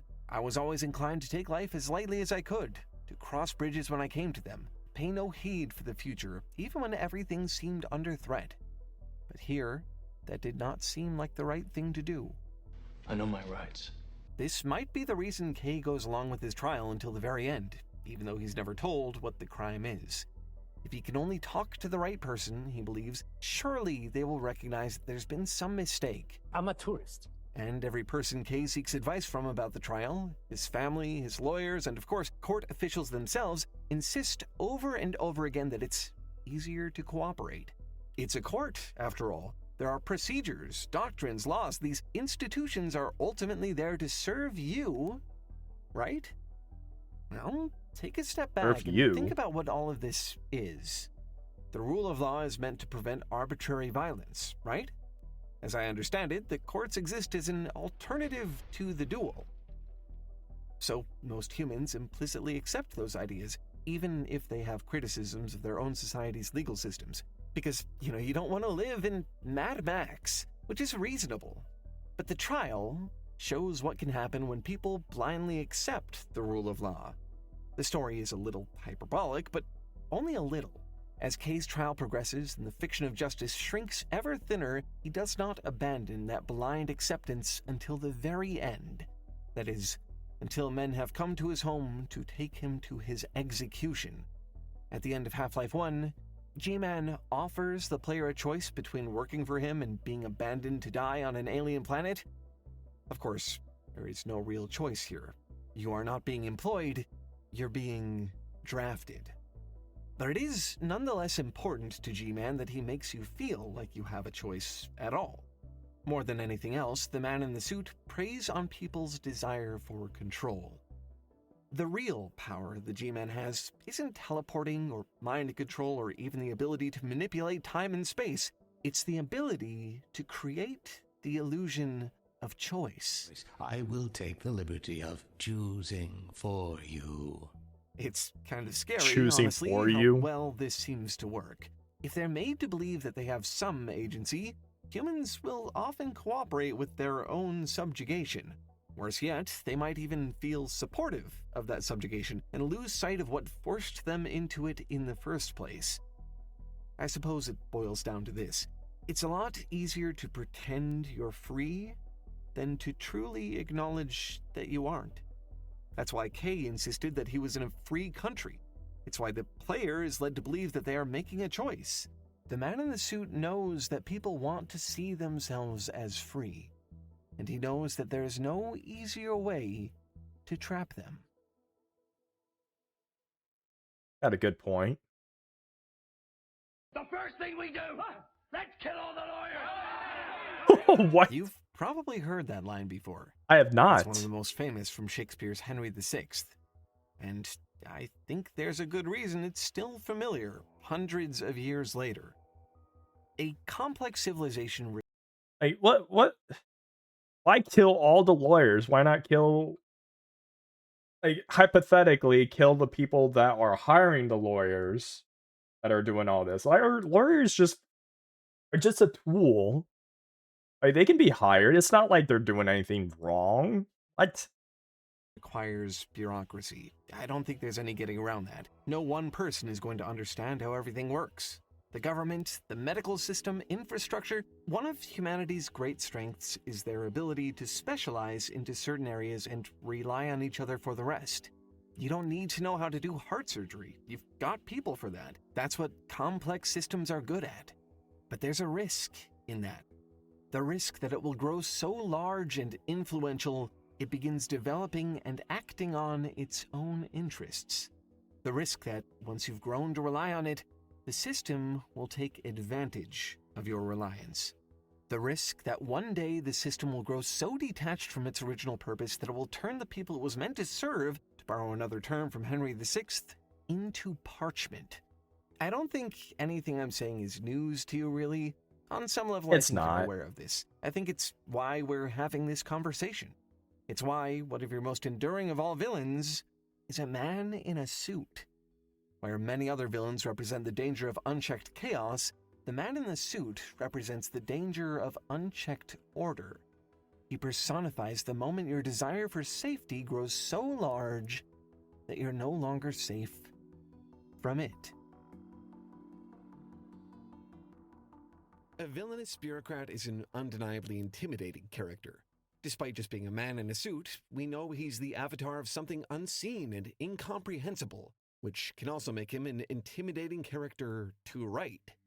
These kinds of villains don't exist in a vacuum. They're dependent on the systems they represent. Laws, politics, money, social rules, all the things people can barely understand yet accept to be true. If you're creating a villain this complicated, this loaded with symbolism, chances are you're going to have to write an equally complicated world for them to inhabit.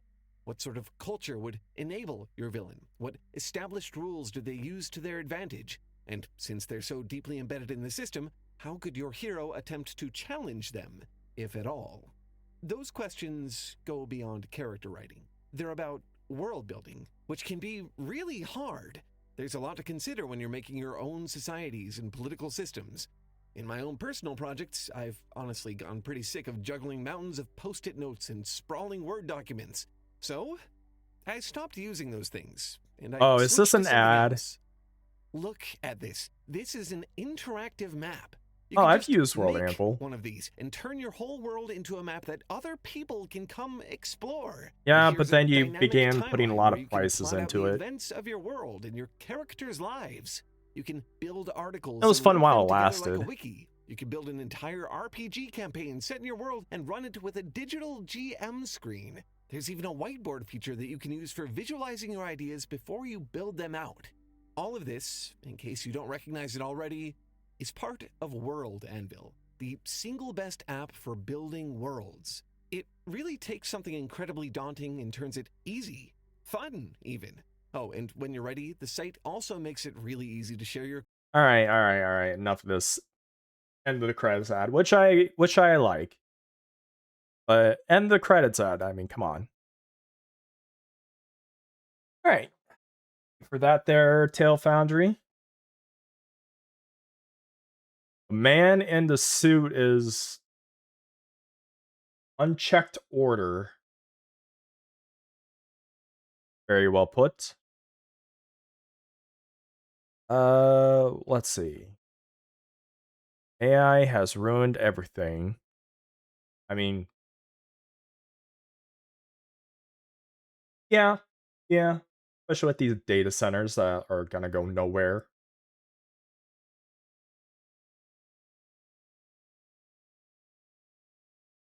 This is by Ren's Review. What the f- Oh, you're so good. AI content is slop. Yet we can't escape it. Forever morphing and altering our perception What of the heck? reality. See if I still got it. Oh! Creating mass confusion as to what is real and what is fake. Something like this can be made by simply typing in a prompt as Why? technological sorcery. Suddenly, nothing is impossible. Huh? Wait, what Doom scrolling is harder to. Why am I watching this? Why are we watching this? Thanks. I don't want to watch this anymore. I thought we were gonna get not a freaking montage of this. I'm sorry, everybody.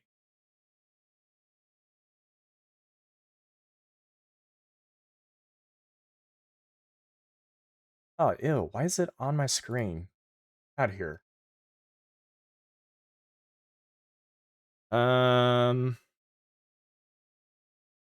Yeah, I thought it was just gonna end up with like one video, but no, I just had a montage of it. So let's not watch it.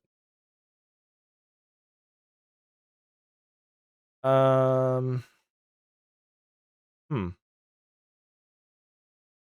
Wait, you posted like 15 minutes ago with freaking what is happening with Demi? Okay. I just wanna check to see what's happening with this. Because Mujin's been on the fence lately. What is this drama nonsense going on? Hey, what's up guys, Ruff here. So it appears we're adding yet another chapter to the Deme related situation. In my last video talking about this, I said it's unlikely that Deme herself is going to keep this going. Instead, it's going to be outsiders fanning the flames and keeping this thing going. And she can thank Mujin for doing just that with his 1 hour YouTube video talking about this situation. Oh my god. And in his self-described objective look into the Deme situation, he includes a fake screenshot of Chibi. He also admits very important details that explain why Deme is a hypocrite, the main reason people are criticizing her, and also on top of that, the main focus of the video, nearly 40 minutes of it, is talking about the plappening and whether or not there was Oh, that's right. Freaking allegedly getting clapped on stream. Freaking I'm not even sure if that's oh, deal with it. What else happened to Demi that I've heard? Oh yeah. Freaking Chibi reviews making fun of them for that, like for what happened to them. Not to mention what happened. Like they so it all started with the not safe for work art of them, right? They don't want not safe for work art of them while they're sharing not safe for work art. But also was trying to specify that they don't want to be shown screwing with anyone else. While also people are digging up into her past videos and saw a very, very sus one of her that might be the one that is allegedly getting screwed on Twitch. Allegedly. Like, I mean, you can see it or you can watch it, but it's just her making weird noises. Curricular activities going on in one of her streams. That is the focus he chose, and people are responding as such in the comments section, thinking that's the reason everyone's talking about this. Pretty much he's doing anything in his power to run defense for Deme. He has a history of this. If you put a woman into the situation he's covering, he seems to have very biased coverage, and it's happening yet again with this situation. So here's Mugen. He makes videos talking about various drama.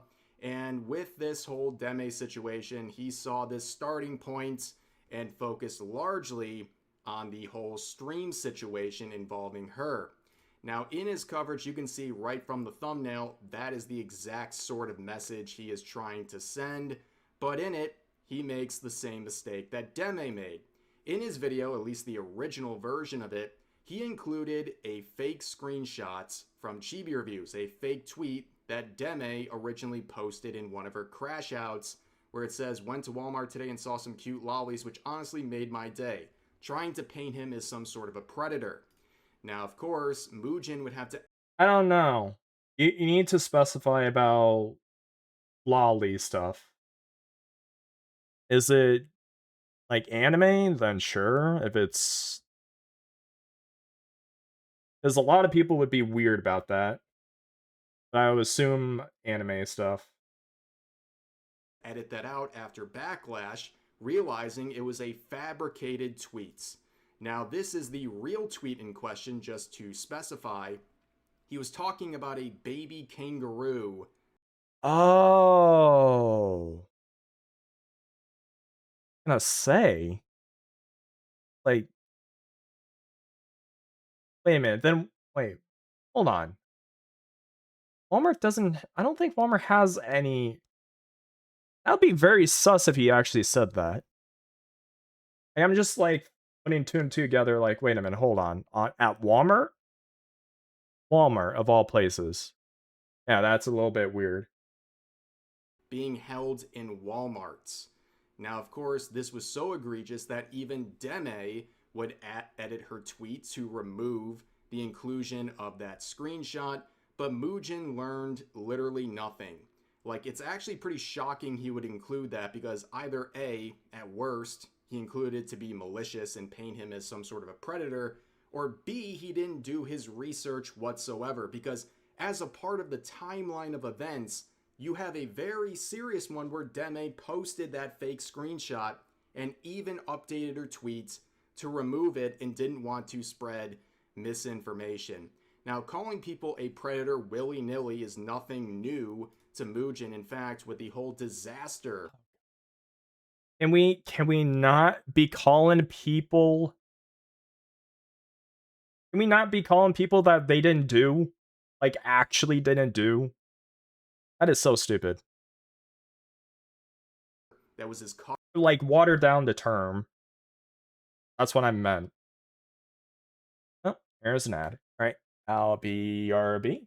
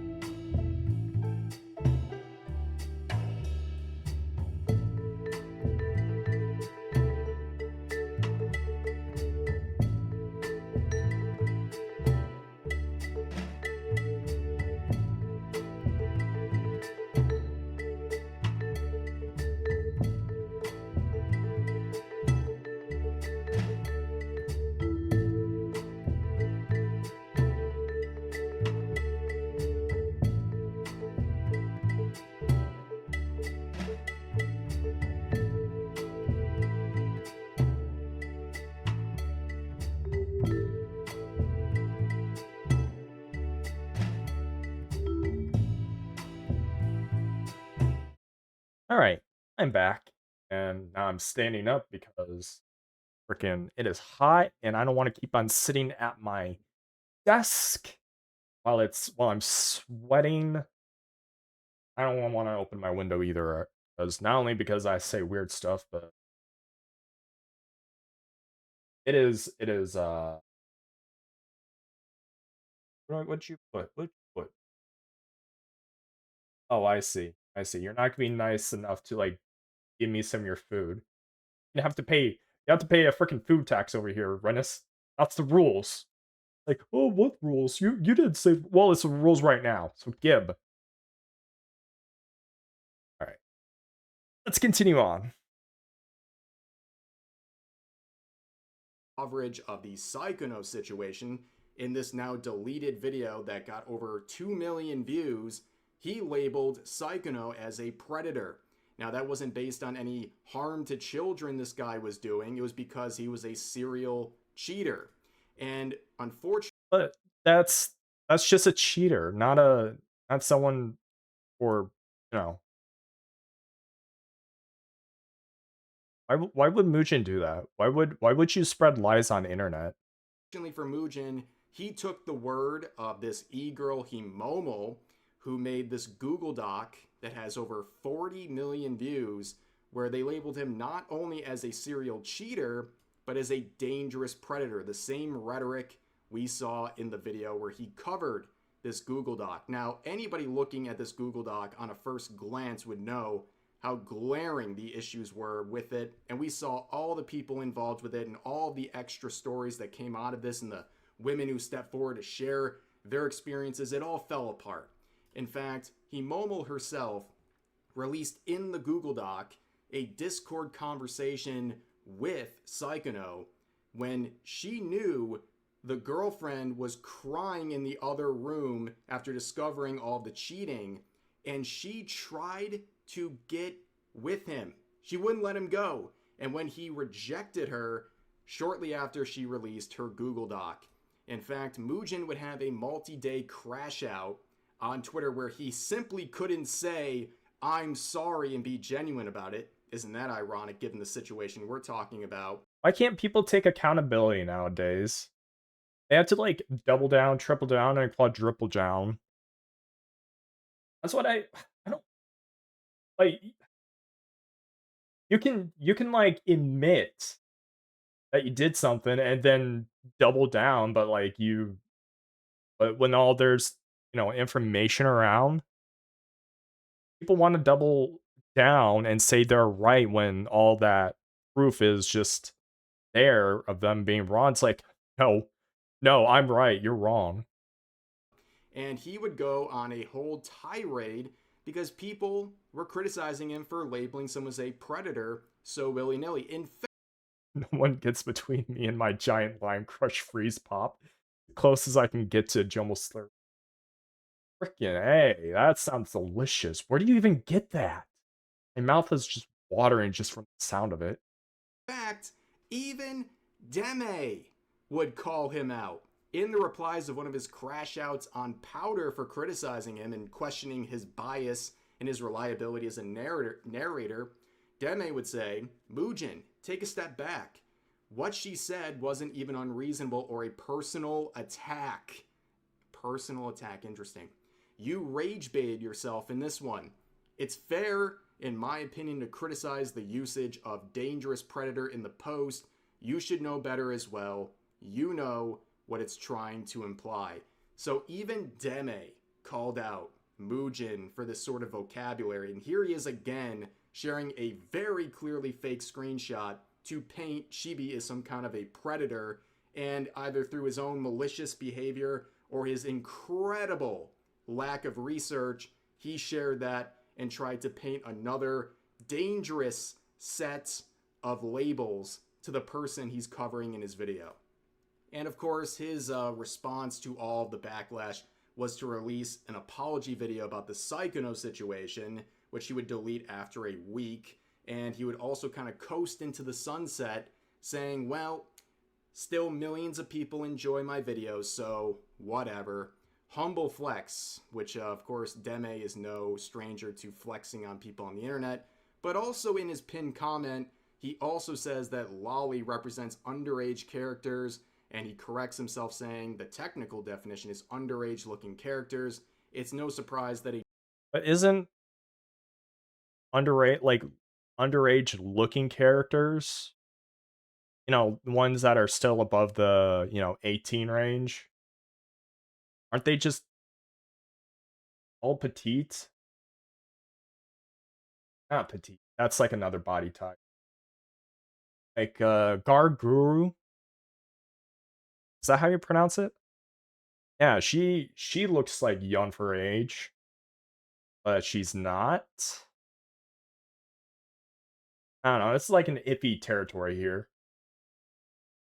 Normie like Mugen wouldn't even understand what he's talking about in a tweet or a fake tweet that he's using to attack someone, and also this guy's head would roll. Petite is the safe term. Oh, it is? Or safe search term? Okay. Yeah, I didn't know those two were like connected or not. I know if you like put someone with a body type of a petite and someone who is literally a child, then you would see the differences. If he actually figured out what that term meant, or he came across a character like Rebecca from Cyberpunk, which is a lolly, which completely crushes his narrative. But that's not too surprising given the fact that just about 2 weeks ago, he had a crash out on Twitter where he was somewhat agreeing with and also trying to dunk on Asmongold over his takes involving Evie from Stellar Blade. And also in Mugen's video about the Deme situation, he talks about this video from the Internet Anarchist, a proven plagiarist who made a video about chibi reviews, which ironically enough included a fake screenshot at the beginning of the video, which was also edited out. And when Mugen is describing this video, are you serious? Describes the high volume of dislikes and negative comments as brigading, his words, brigading by chibi reviews, seemingly under his direction, not genuine feedback to a horrible video that initially started with slander and also followed by crash outs on Twitter by the same person. No, it was all brigading. It wasn't actual criticism, it was all brigading. But when it came to Deme and the reaction people were having to chibi, anything that came his way in the situation was just backlash because he's a controversial person and he picked a fight and all of that. It's a very interesting dichotomy where he's basically saying anything Chibi does is brigading, anything that happens to him is just, well, par for the course. But of course, in the video, he spends the second most amount of time talking about all the stuff that Chibi has gone through, including the situation with his ex-fiance who cheated on him. He goes through the grueling details of all these low moments in his life.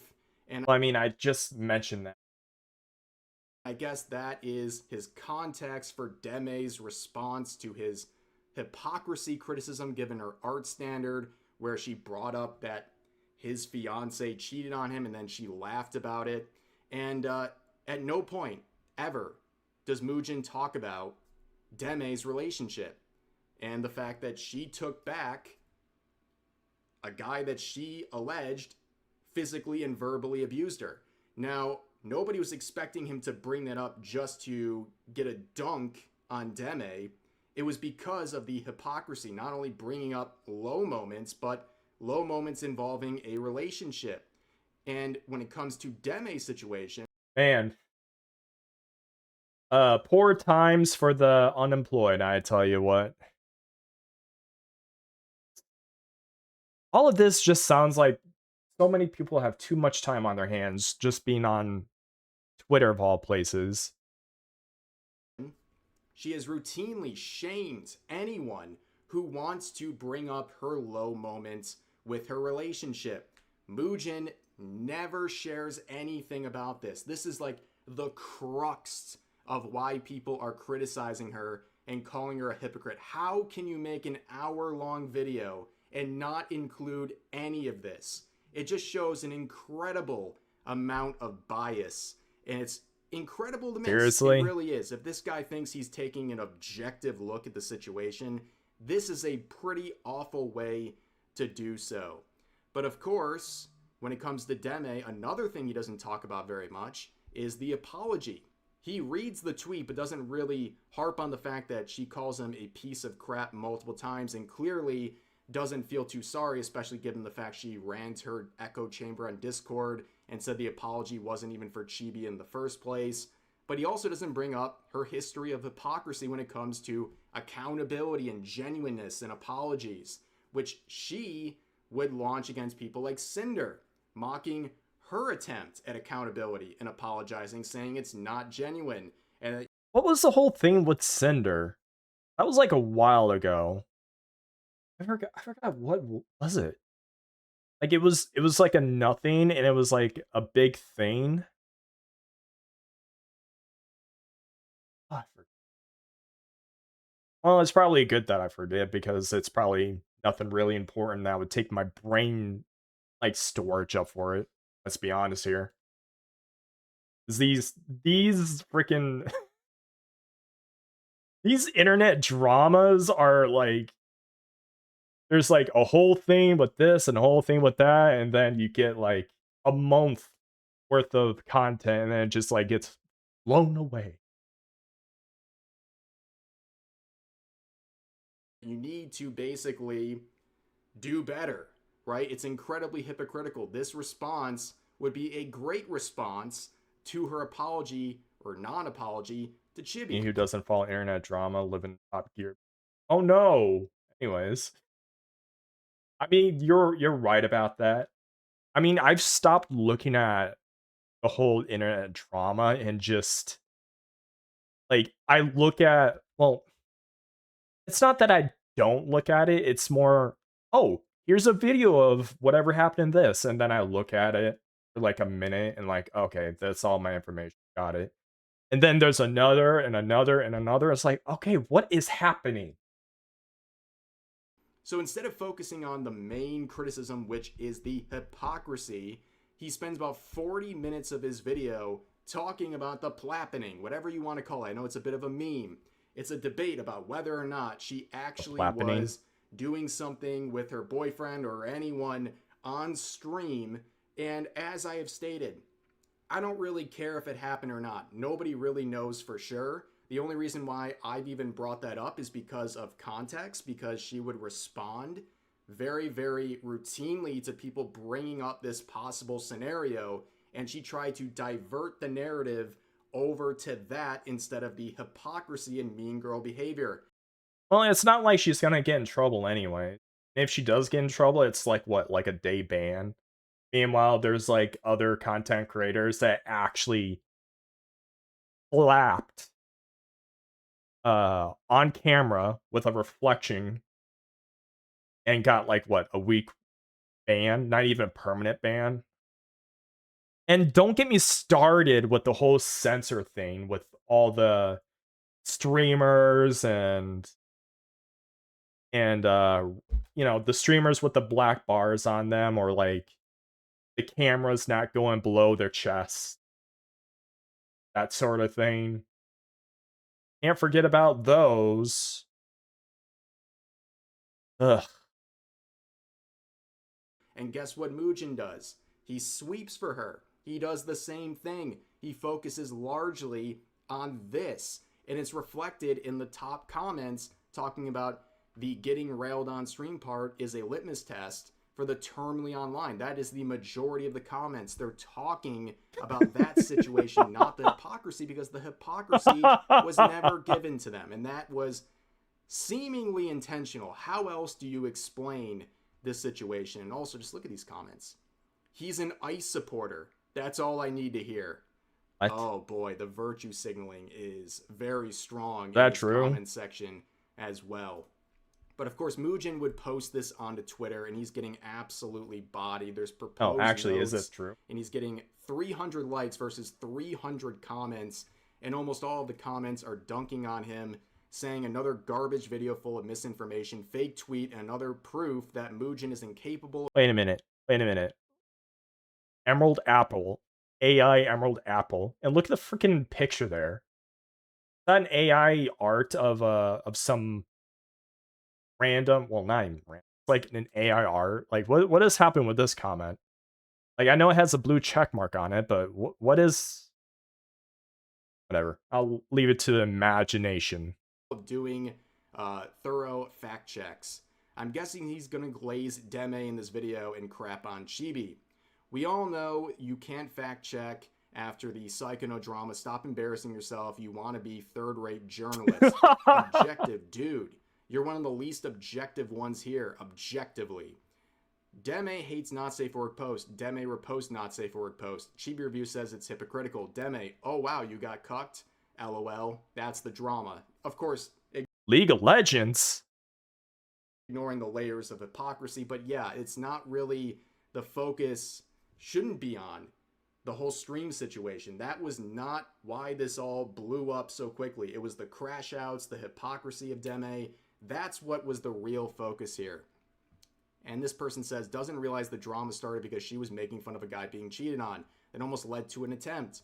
She made an apology that wasn't an apology while also crap talking him more. And in her Discord says the apology wasn't for him and only for her mental. Chibi calls her a virtue signaler like it was the smallest of things that lit the match, but she literally, obviously poured gasoline on a bonfire and lit it because she got very mad very fast over one person when many others were calling her a hypocrite. And I think that is a great explanation of really what happened here and the lack of information provided by Mugen in his coverage. It was omitting the most crucial details while including fake tweets. Like, it's terrible coverage. Like, this guy sat on this for a week. He waited until the narrative has been painted, or at least the narrative he thought was out there, and his coverage is a disaster. How do you have that fake tweet? How do you leave out the core hypocrisy of the situation? He is literally sweeping for Deme in this situation. But how could, like, obviously Mugen does not play. It sounds like he plays more favorites than he does actually covering the truth. I mean, that's what a lot of journalists do nowadays, but he's not doing much besides grabbing info and then copy and pasting it in his own words, while also leaving out important ones. That's what it seems like it sounds like. Whether that was his intention or the product of just bad research on this, I don't really know. I don't really care because that was the product.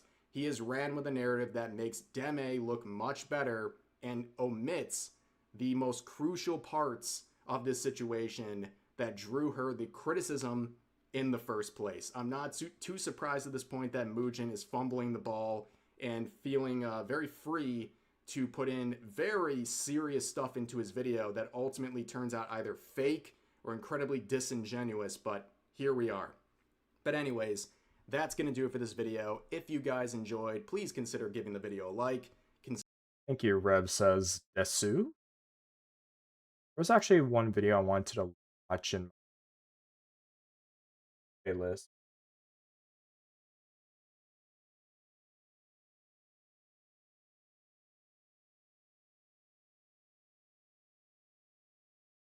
Oh, it's React.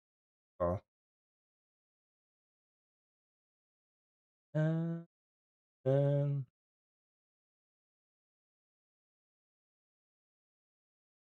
oh, watch that one. We're gonna watch someone an abandoned silo. Hey, I said pause.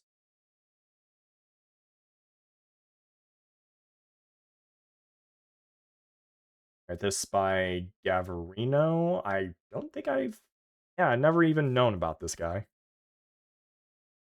This bunker once held a machine that could instantly vaporize cities. Every few decades, the US upgrades these machines and leaves remnants of the old ones scattered around the country. 1962 to 1965 was one of the closest moments we had ever come to the world possibly ending from tensions between two countries, the United States and Cuba. Because of this, America built 18 Titan I missile complexes to hold enough blasting power to fend off just about any threat in their way.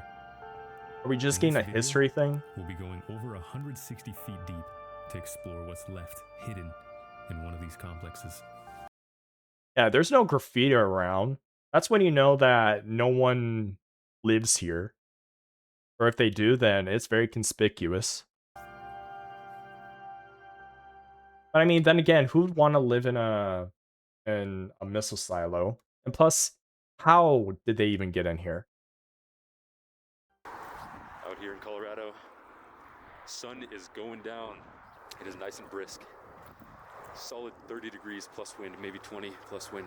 Chilly. Beautiful for dancer. We are embarking on this journey. Journey of a lifetime. Yes. Missile silo. Freaking old-timey windmill.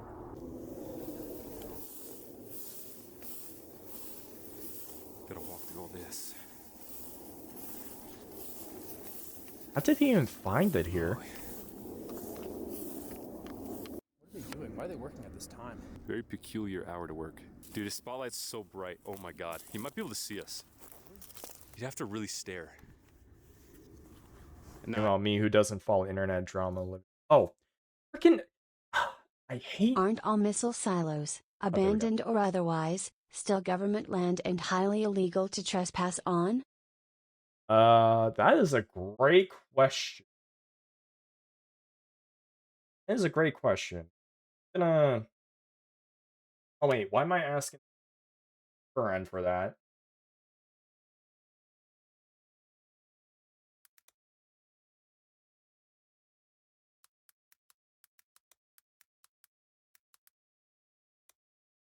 Silo.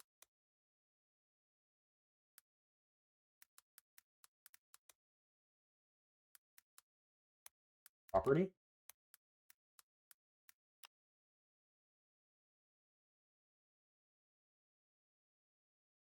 Okay, coming from the Google AI thing, not all abandoned missile silos are government property. So it could just be an abandoned.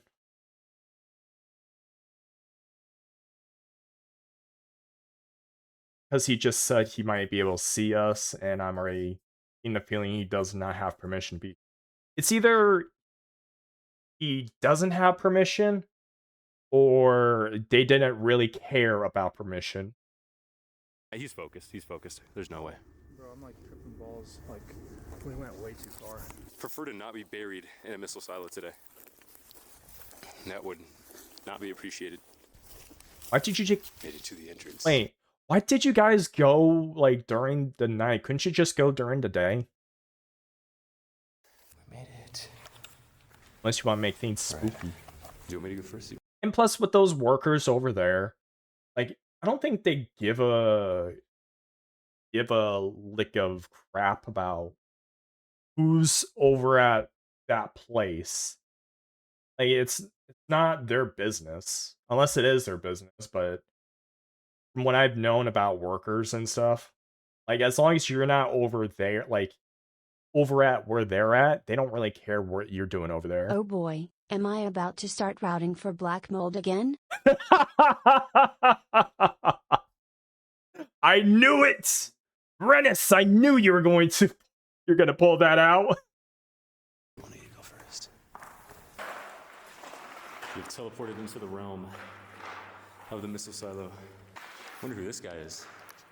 Richard James. Richard James. Sounds like a homie. Yeah. Why does it look like a ton of people have tried to get up this? What the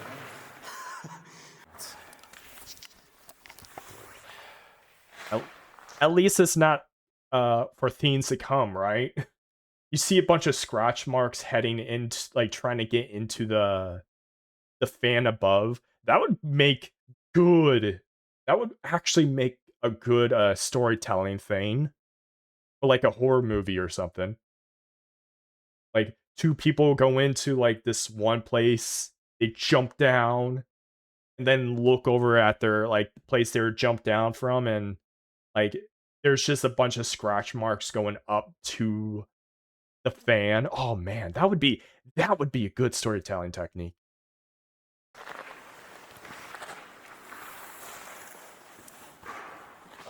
What I'm putting my fingers into.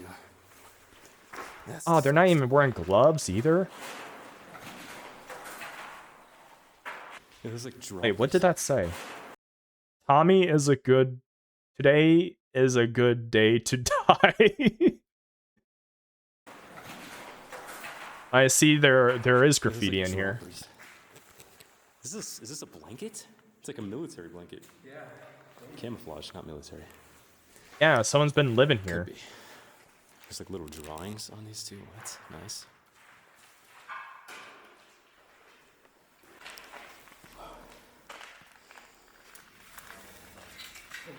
Yeah, see what I mean?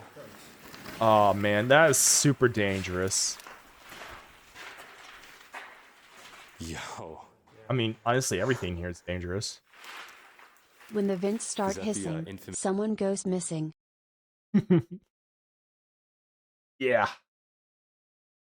And then you see a black figure with a long tail come out and then pierce you.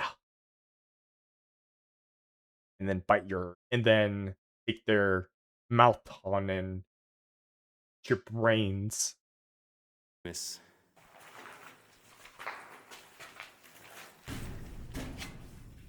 Oh, this is the... It is it? Yeah.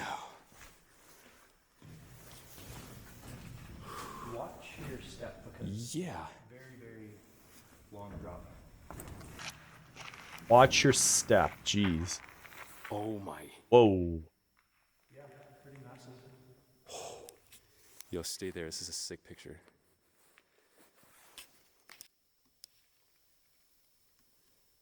That is quite a sight.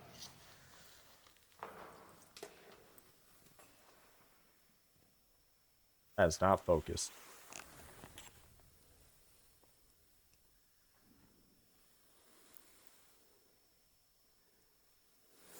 Man, look at all the particles in the air. Like, what is that? Danger. Danger. Watch yourself. Oh gosh. Imagine having to mount every single structure in here on springs.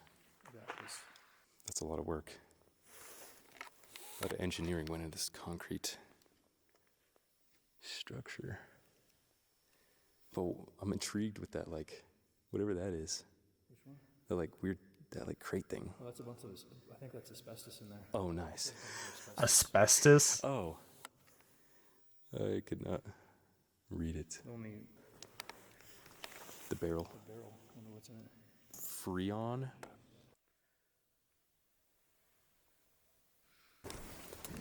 Asbestos. Ow. I just hit my head on a 100-year-old light. Oh. It smells like smoke. Yo, even these are spring mounted. What do you mean smells like smoke? I don't know. What do you mean it smells like smoke? Oh, there was a fire here? These boilers? No, not boilers. There's ladders to them, though. I think it's bolted right there. It might open. But are you going to check it out? Oh, fuel. Diesel fuel. Diesel? Look at the diesel fuel tank. I'm kind of scared. Dude, diesel fuel isn't going to explode. Oh, okay. Yeah, that's fine. What if they empty that fuel out? I'm assuming. Hopefully. Maybe not. Dude, the springs, I just felt it bounce. Hold Really? up. Maybe? Oh yeah, I see it. Yeah, it's moving. Why would you keep messing with the springs? What sucks is we might have to go through a lot of those rooms like the one we went through to get to the other parts. I smell air. Yeah, it's cold. Freezing, one might say. Oh. Yeah, the floor is so bouncy. Yeah. Maybe this is bouncy for a different reason than the springs. Might just be falling apart. Freaking jumping up and down. Wow, look how springy he is. and then just it is actually caving in from beneath them. Ah, here we go. Nice. I don't know Asbestos. about you, but the ladder I had to climb was loose. I would not be going further in. Yeah, I would be the same way. Because that ladder is like your only hope of going back and forth to that area. But then again, there is also like the ladder that they encountered later on. I can think they can just bring along. But still though, that just goes to show you that I wouldn't go into a place where a ladder is loose. Because what happens if you like climb up there and the ladder suddenly gives? Now what? You gonna do now? They're smart one. It's just everywhere. Radioactive what? Oh yeah. And like if that thing's loose, that's insane. Everything else bolted. Oh, you got a point there. This is like the elevator shaft. Oh my. Oh. That's huge. It's massive. Low taper fade. Wow. Oh, bro. Oh, God. Dude, it's still water with a rat. Oh. Wait, what's going on? What are you thinking? Jump in. Who's going first? Oh my. What do you mean that is jump actually in? Horrible. I gotta record that. Whoa. Bro, let me test the waters. Let me test the waters. Oh! Protect you. Yeah. No, they got some brain-eating membrane in their face.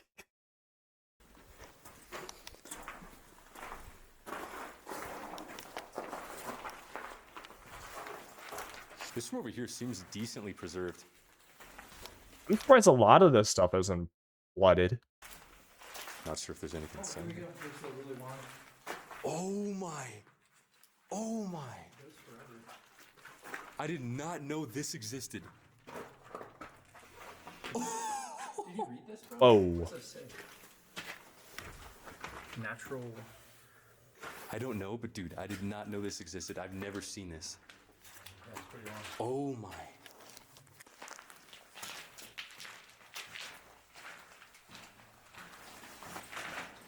If it's from like the 40s, yeah. Most likely lead paint.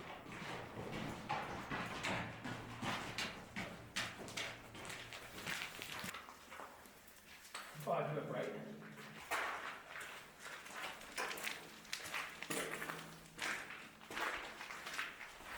Do you know what's on the other side of this or no? I think it's just the same exact layout on the other side. Oh, okay.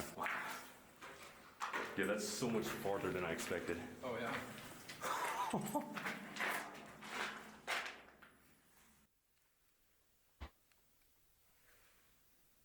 Have been from the That's your 50s or first 60s. test. Full lead paint. Yeah. You should go first. Wait, did that just say That's your yell first here? test. Yes. You should go first. I'm not going in there. Bro. Oh, it's just like a little container. I'm not gonna close it. You can trust me, bro. Oh, stop. No, don't go in there. Don't go this way. All was here. Something? Don't go this way. Oh, yeah. I thought it said something else. Trust me, bro. You go in first. I'm gonna say all. I can't read that. Was here. So, oh. Don't go this way. Oh, yeah. I thought it said something else. Oh, I don't know if I want to step on that. Ooh, I hit my head too. Man, I would. Realistically, I would not be going in here.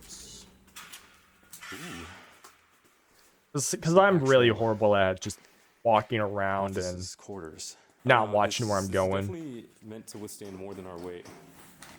Oh, wow, Why- I actually bounced. Oh my god. Why would you mess with a spring? Those things could kill you. Oh, oh, I can't stop shaking. Oh my god. You got it. Yeah, bounce like a pogo stick. Nice. It won't work. You want to go on that side? What's that? That side? Dude, I can't get off of this. Holy. Oh, what?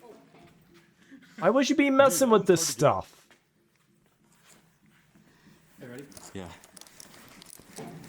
Oh, oh. Actually, like. You know, well, they probably don't know, but did you know that it takes specialists to install garage doors? Yeah, if you don't install them correctly, then they can just spring out and kill somebody. Bounce up in the air. I can double bounce you, dude. These guys are so lucky. That's been my dream my whole life. A lot of artists in this room, I think. Like a bunker, or a missile silo complex like this, I'd expect to be like falling apart, you know? Very good structural engineering. Oh, what the frick? Somebody's burning the door down. Up in there. Burn it down or blast it, dude. Like, yo. Hold on, There's a lot I'm of getting names a on the call. wall. Yeah, really? I'll let them know. That was natural selection calling, don't worry about it. Special shout outs. I've not seen the missile silo yet, I guess. I'm just not realizing. Should we go all the way down that way? Or should we go We can, yeah. So tunnels and blast locks.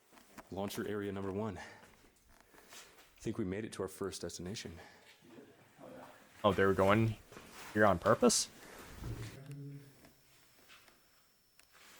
Lots of scrapping potential, Ghost. which people have indulged on, as you can tell.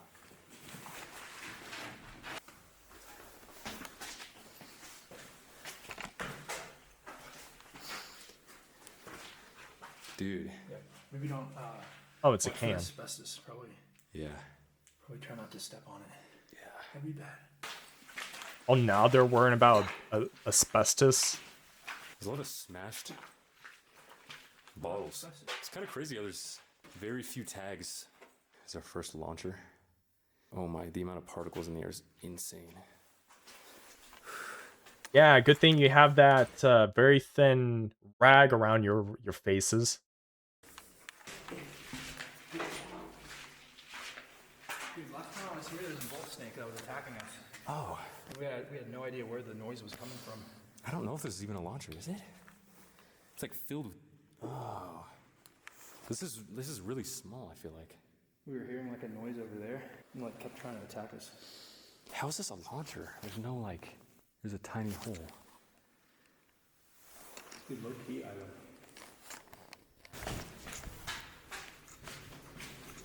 Okay, I thought the back of him was like right there. I thought that was like an alien creature or something. That surprised me.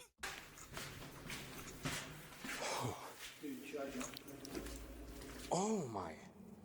This is a launcher. Oh. This is a Titan silo set. Oh. Oh man, I would be grabbing something.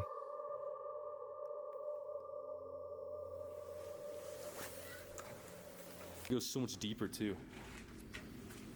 Jeez. I'm not afraid of heights, but like I am still preparing myself. Dude, if you pushed me in, I'd actually be so cooked. Actually, you could like climb that, I'm not gonna lie. I wouldn't want to. Frickin' if he pushed him, no one would find the body, honestly.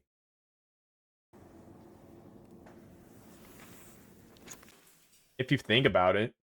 Like, you can go into these abandoned places and then toss bodies in. Wait a minute. Is that what happens in real life? Yeah, that happened. Oh.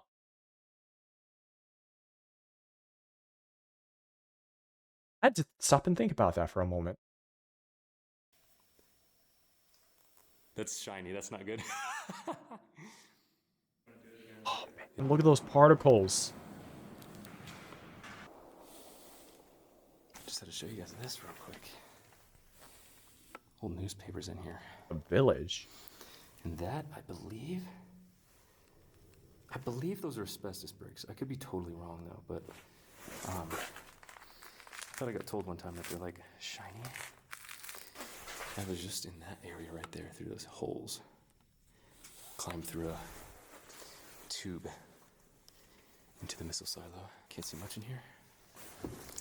Now I have to climb back up there.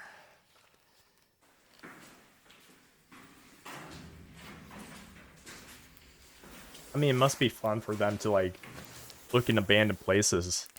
Well, damn. I don't know where that other silo would be. It's cool because there's, like, arms that, like, hold on to the top. Oh. Yeah. I think I've seen a picture of it. I mean, if we kept digging, we'd find it, but just don't know how long we want to dig for. Yeah, launcher number 3. Oh, they're going to the launchers. On the western side? No, eastern side. Yeah. Launcher number 3 on the eastern side. We have not explored the western side.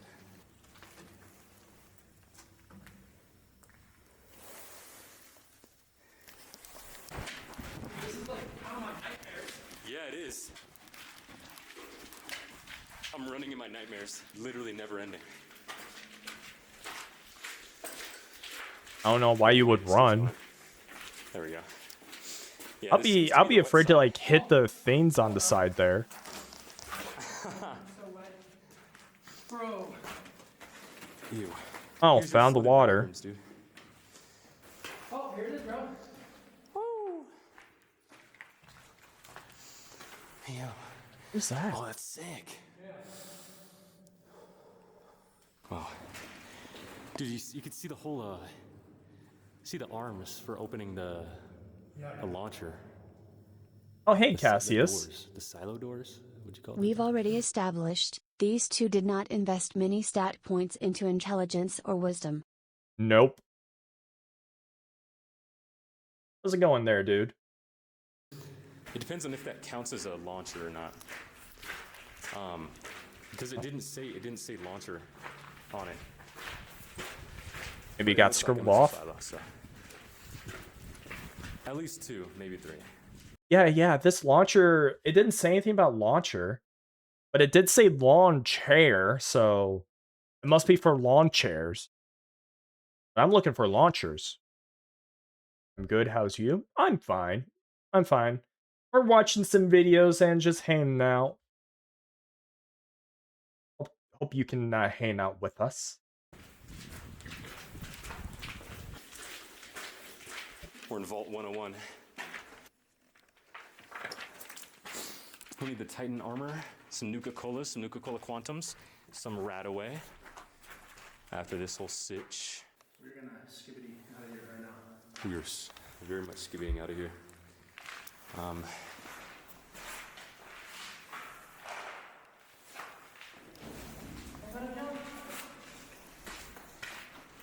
Oh. Wait, cheat code? What? Alright. Uh-oh. What did it do?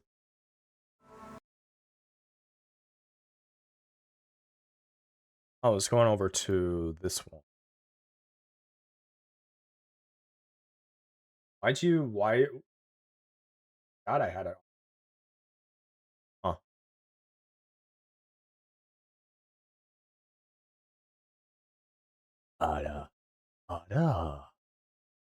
There you go.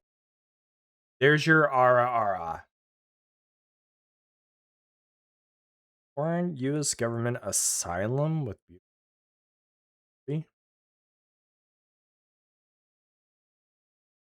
11 scary videos I feel too real.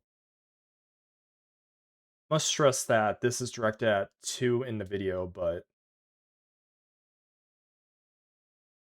Are you stupid?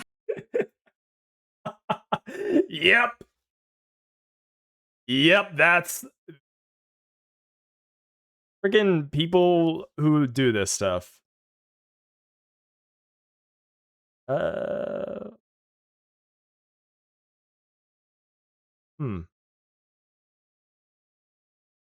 know he did have some other scary video.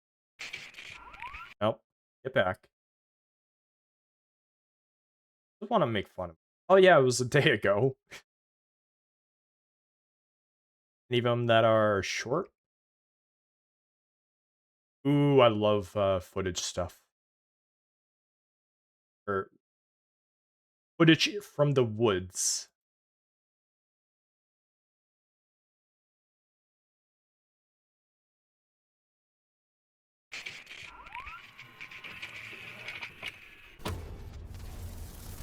Oh, there's Sir Spooks. Hello everyone, my name is Sir Spooks, and today we'll take a look Hello. at 11 scary videos. But before we begin, make sure to subscribe to my channel for more scary content. Alright, with that said, let's begin.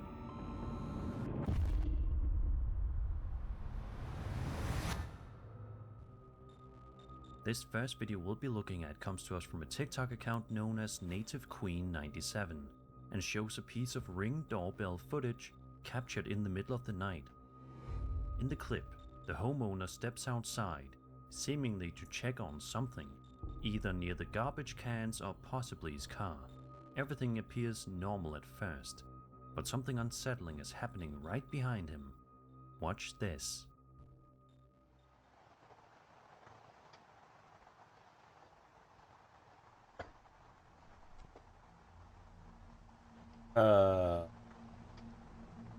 Someone just walking by?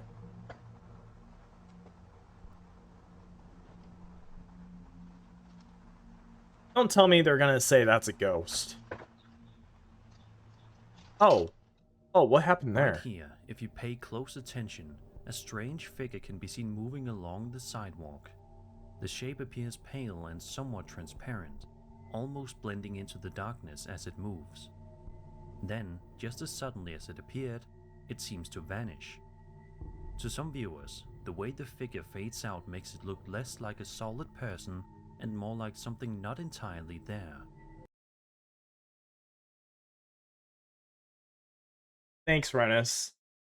I was just going to say that. Oh my god, that is so... I've dealt with cameras before.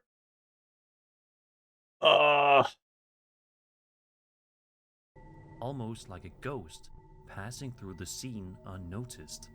The ring disappears. Whatever. This is nothing. A man named Jose Miguel Stark posted a video to his TikTok account in May of 2022, showing himself walking through an old hospital somewhere in San Jose at around 6:30 in the morning. As he moves through the building, the camera slowly pans across hallways and rooms that look somewhat worn down, but not entirely abandoned. It's quiet, almost too quiet. At one point, before anything visibly happens, faint and unusual voices can be heard echoing through the space, adding an extra layer of unease. And then this happens.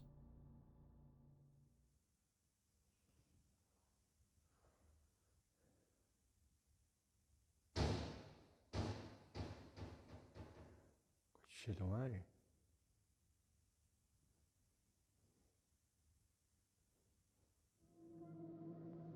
Right?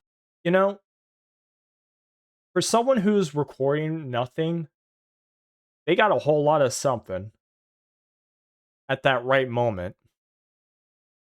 Makes you think. Here, a door suddenly swings shut on its own.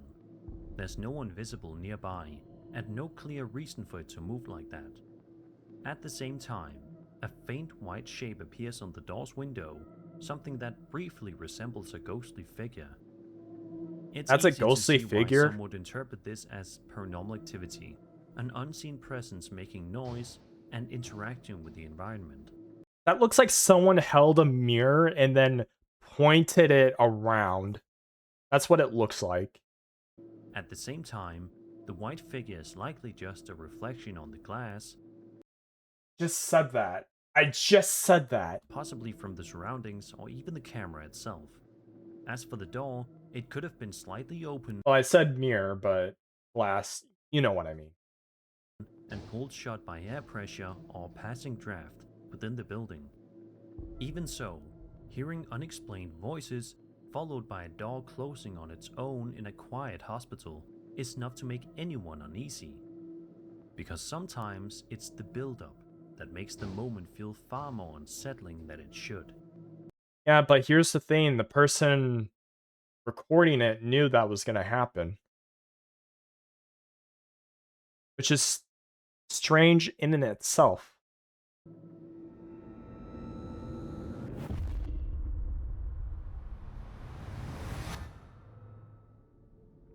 A TikTok account known as the Hall Family 2018 posted a video in June Oh, of Hall 2023 showing a moment captured by their home security camera late one night. At first, everything looks completely normal. The camera is pointed toward the backyard, A giant showing ladybug? a quiet garden with nothing unusual happening. But that calm doesn't last for long.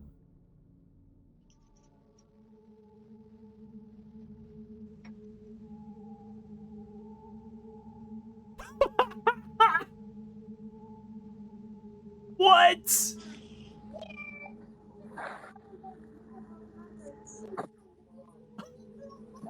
What is that?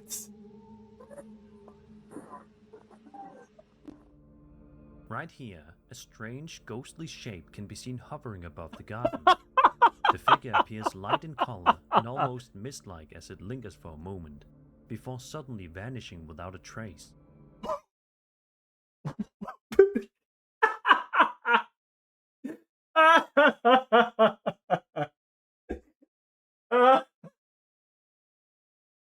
What? Oh, that is so stupid. To some, this looks like a spirit briefly revealing itself, something drifting through the yard before disappearing just as quickly as it arrived. No, that's someone who used After Effects and thought that was a good idea.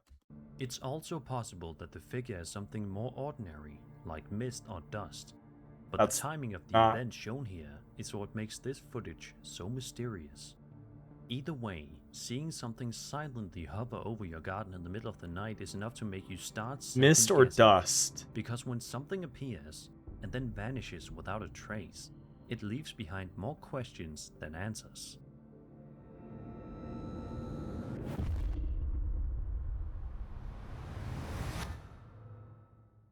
Used to have to try. Oh, that was AI?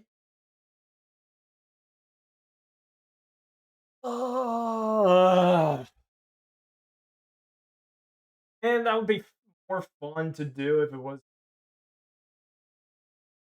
was actually After Effects. Come on, people. Stop being lazy. Ah. On August 14th, 2025, a YouTuber by the name of Space Rue uploaded a video showing Say for certain. Well, actually, it probably wasn't an AI, since that video was longer than, like, what, 6 minutes? So, it might be After Effects, but still, though. If it was AI, himself outside in an undisclosed location somewhere in Russia. In the video, the man scans the sky, clearly focused on something that isn't immediately visible to the viewer.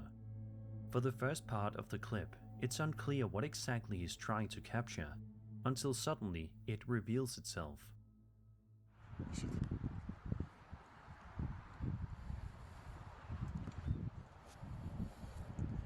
Oh, I see.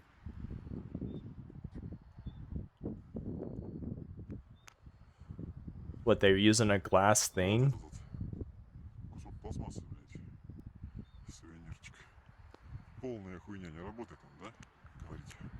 Huh? Okay, first off, what are they even using?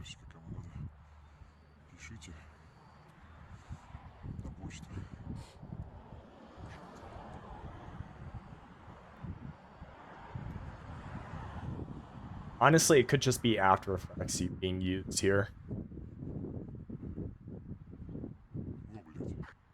Oh, he coincidentally leaves. Hold on.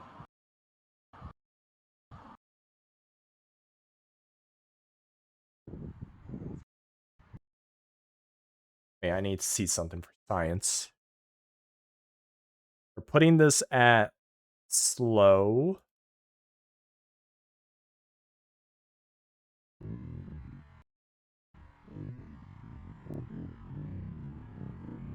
if there's any dithering or what.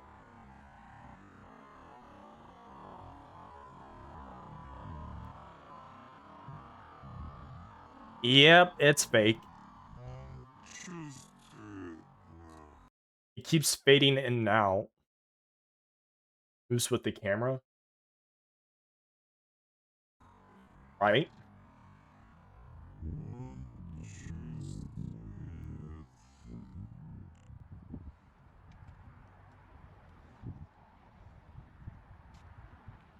And suspiciously. A strange, spherical object appears, but only when viewed through what seems to be a special lens or glass. As he tracks it, the object suddenly flies off at high speed, almost as if it was never there to begin with. High speed? Then later in the video, it happens again. What do you mean happens again?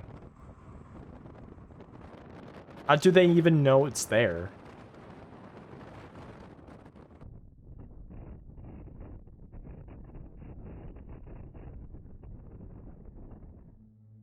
The same sphere can be seen moving rapidly across the sky, far faster than anything you'd expect from a conventional object. The fact that it's only visible through the lens is what makes this especially strange.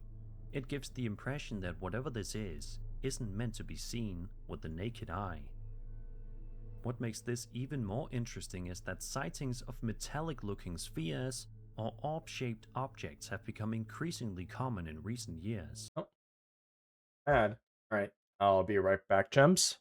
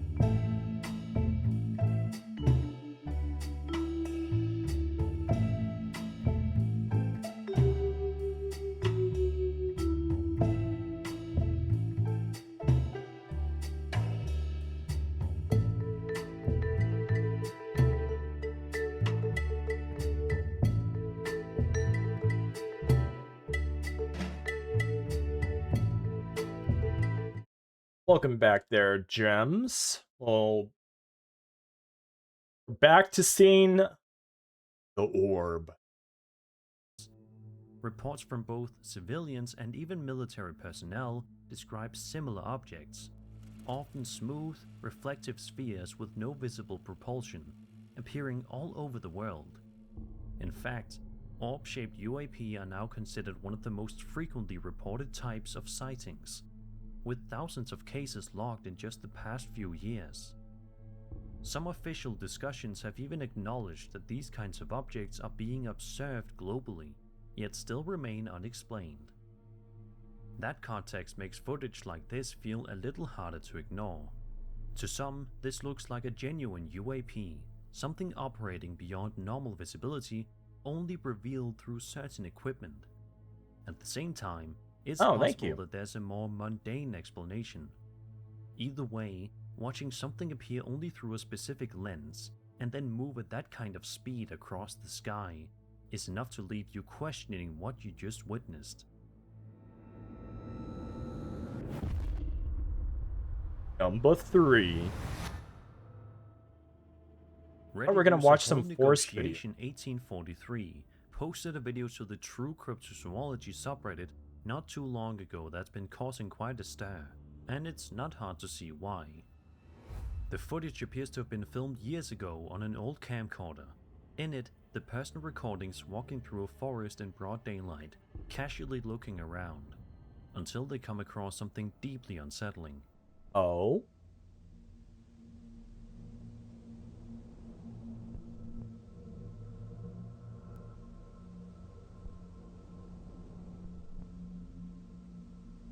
Honestly, it could be someone on drugs.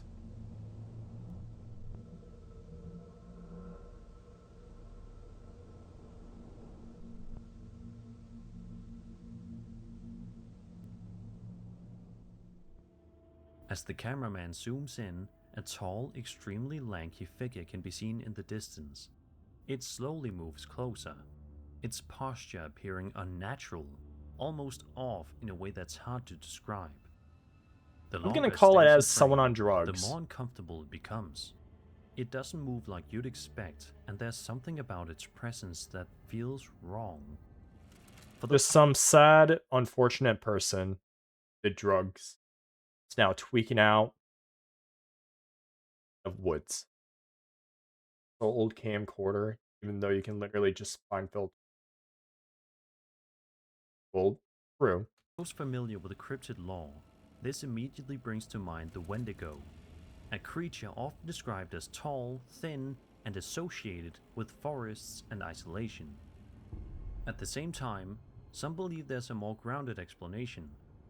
The figure could simply be a capture Pepsi Man, possibly someone behaving erratically, whose appearance and movements you can't catch that guy. Far more disturbing due to the distance, camera quality. He will threaten to give you a Pepsi and then run away. Either way, whether you're looking at even if you grab him, he'll slip around like oil. Acting unpredictably in the middle of the woods, it's an encounter that would be terrifying in either case, because when something starts moving toward you out there, you don't really get the luxury of knowing what it is.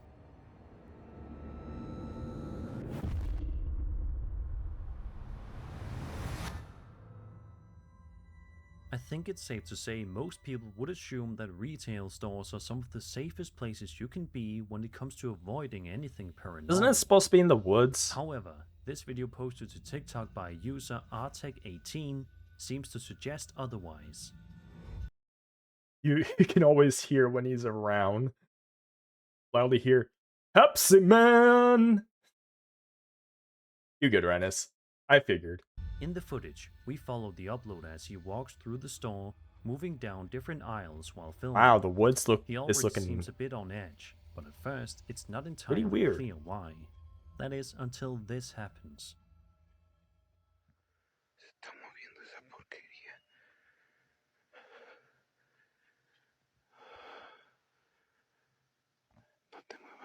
No.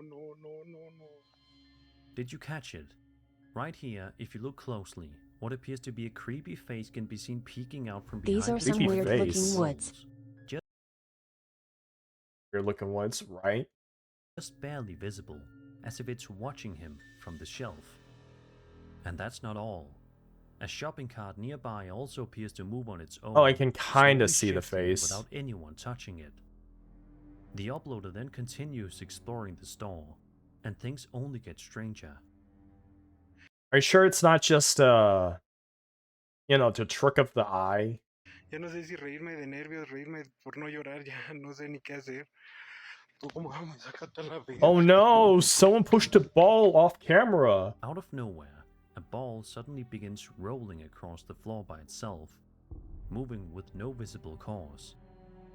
Moments like this are often linked to poltergeist activity, small, deliberate movements meant to grab attention.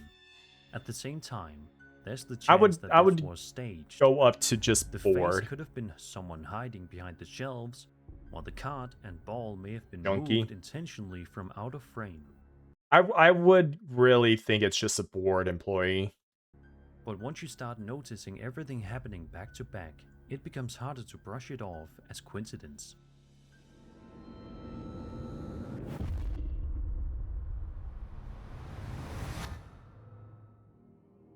The person who uploaded this video to YouTube claims that the original videographer was simply exploring an abandoned vigil, just wandering around out of curiosity without expecting to encounter anything unusual.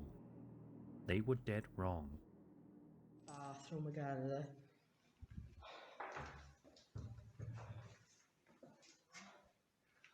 We're gonna meet someone who in real life.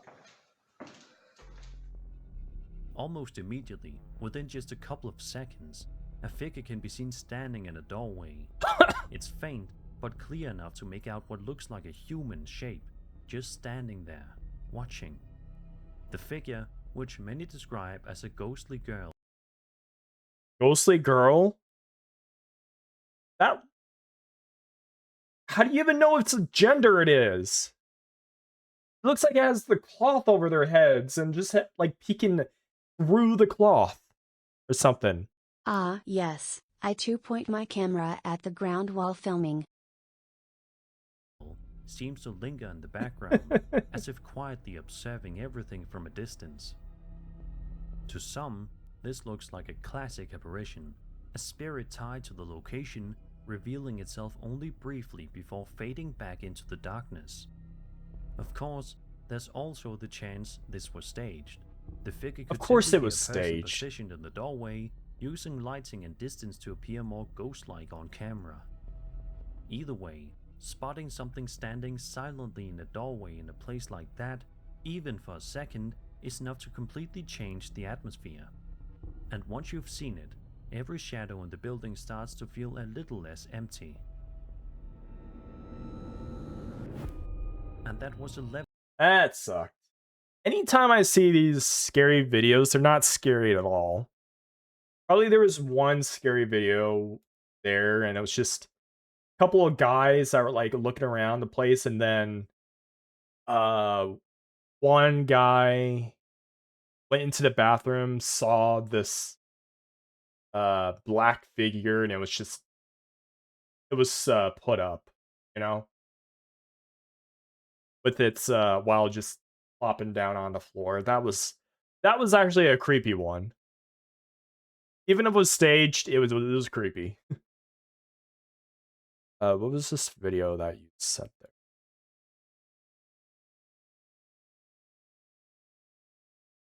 there? I watched this before. I don't remember watching this. We're gonna watch it. I feel like the only scary videos we get on here are people breaking laws and stories about real crime. Scary videos we get here on people breaking laws, stories about real crime. Yep. For a bit of the camera. Oh, I see. Well, we'll just go and watch through all of it if you want. No, if I want. Ghosts caught on camera. And hopefully we can convince you that these are fake. And if visual effects are at play, and you can hold my hand if you want to. I'll be honest, this one's pretty good. What is a ghost? Nico, have you ever seen a ghost or had a ghostly premonition? No, I don't believe in ghosts. All of my experiences can be 100% explained with science. I actually haven't either. Absolutely. I totally have not. I know that people out there, when they have an experience like this, they swear by it. So while we don't have that emotional connection to these clips, we do have a few years of VFX experience under our belt. Hopefully we can convince you that these are fake. As visual effects artists, we can analyze the pixels, figure out if we are looking at real ghost footage and if visual effects are at play. We're not going to get into arguments about what happens after you die or anything like that. Leave that up to the frothy comment section down below. Yes. Wait, I just saw Bigfoot in one of them.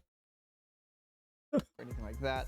Leave that up to the Oh yeah, so why don't people see Bigfoot ever holler? frothy comment section down below. So some of these videos have I see a like, lot that are 1 just million views. Bigfoots. I'm just imagining the Big person who feets. watches like 1 or 2 ghost videos, and then the YouTube algorithm's just like, you like ghosts, huh? Wall of ghost videos. It's about to happen to you after seeing this video.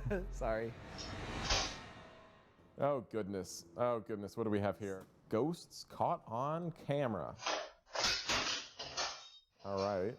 Okay, so the ghost is wrecking the place. So first off, okay, it's a ghost. So a ghost is a person. You have to pick up the spoon and ghostly throw it. Nice You don't, reenactment. you don't like ghost spider web to a spoon and then yank it across the room. So that's what it seems like. This is like Ghost Spider-Man who wants a spoon. Okay, so obviously option A, ghosts are real. The end. Option B. I have a pretty good feeling we're just looking at some strings, pulling stuff. All right, now we have a lot of focus on this drawer. It's one of the drawers that's quite well framed in the shot. Not any of the other drawers in the kitchen. Exactly, but also think about this too now. If you're gonna tug on that with a string, you only have 2 locations you can do it. You don't want to contaminate the space by standing in the room, creating unnecessary like shadow or something like that. So you're either hiding behind that door or you're off frame right around the camera. And off frame right around the camera just so happens to be the direction that most of these objects are traveling. Oh, is that actually? The door that opens also follows that same logic. There's probably a dude. Sorry. There's a dude. There probably is a dude. Frame right, and he's got 2 little strings, some fishing lines, something small, and one's attached to the handle of the drawer. The other one is already attached to the silverware inside it. I can't see any evidence of visual effects, but this would be so easily faked that you have to go with the more plausible explanation. Their whole TikTok is ghost related, by the way. So really, here's the question. Is the influencer Ben and Lainey, or is it the ghosts? I mean, is the ghost getting a cut? That'd be fun. What is that? Ooh, I like that one. Oh, that's just some guy vaping out of his car window. I'll be honest, this one's pretty good. But look out, there's some smoke on the front left bumper too, see? I don't think it's smoke. If it's smoke, it's not dissipating the way smoke should. The little flicker of white at the bottom corner of the screen on the car's bumper, it feels like it's something really close to the lens that's out of focus. Well, it's a crappy like infrared sensor too, so you might get some sort of streaking or trails. I do not see evidence of visual effects here. No. Yeah, but it's like following the same speed as the ghost, or the ghost, the quote-unquote ghost. Sounds like a fun idea with the webcam. And 2 roommates, 1 ghost, they upload ghost videos. That does sound fun. Could we remake this effect? Yeah, we totally could. Like, this is something you could do in visual effects, and you can have it be flawless and be hard to see how it's made. But the other thing's like, would a VFX artist think to just put a random little blob down by the car's bumper? No, they probably wouldn't. You know, that kind of stuff is very accidental. Oh, you know, I think I figured out what it is. This could be like a porch or something like that, and it could have something above it, and somebody could have just stomped on the ground, and a little bit of dust went psst from up in the rafters, and it just floated by. And it's only like a few feet away from the camera. So you have dust coming off the left too. Yeah. Oh, you're right. Oh, you got it. You got it. You got Oh. it. I got it. You got it. I got it. All right, moving on. No ghost. It's just dust. It's funny, like once you like get it and you see it, you're like, That oh, that's doesn't it. look. You just know. That still doesn't look like dust.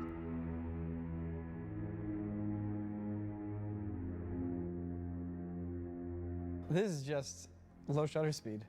Yeah. Low shutter speed on an infrared sensor. Look at the particles streaking. So this is the trailing effect I'm talking about. You see like dust streaking across the lens here? If you look at footage of old video cameras, it happens all the time with hotspots Oh, as well. trippy. Either we're dealing with trailing artifacts on the infrared sensor or a low shutter speed. But not just like having a low shutter, but having a shutter that's kind of like averaging or putting together these long exposures. Yeah.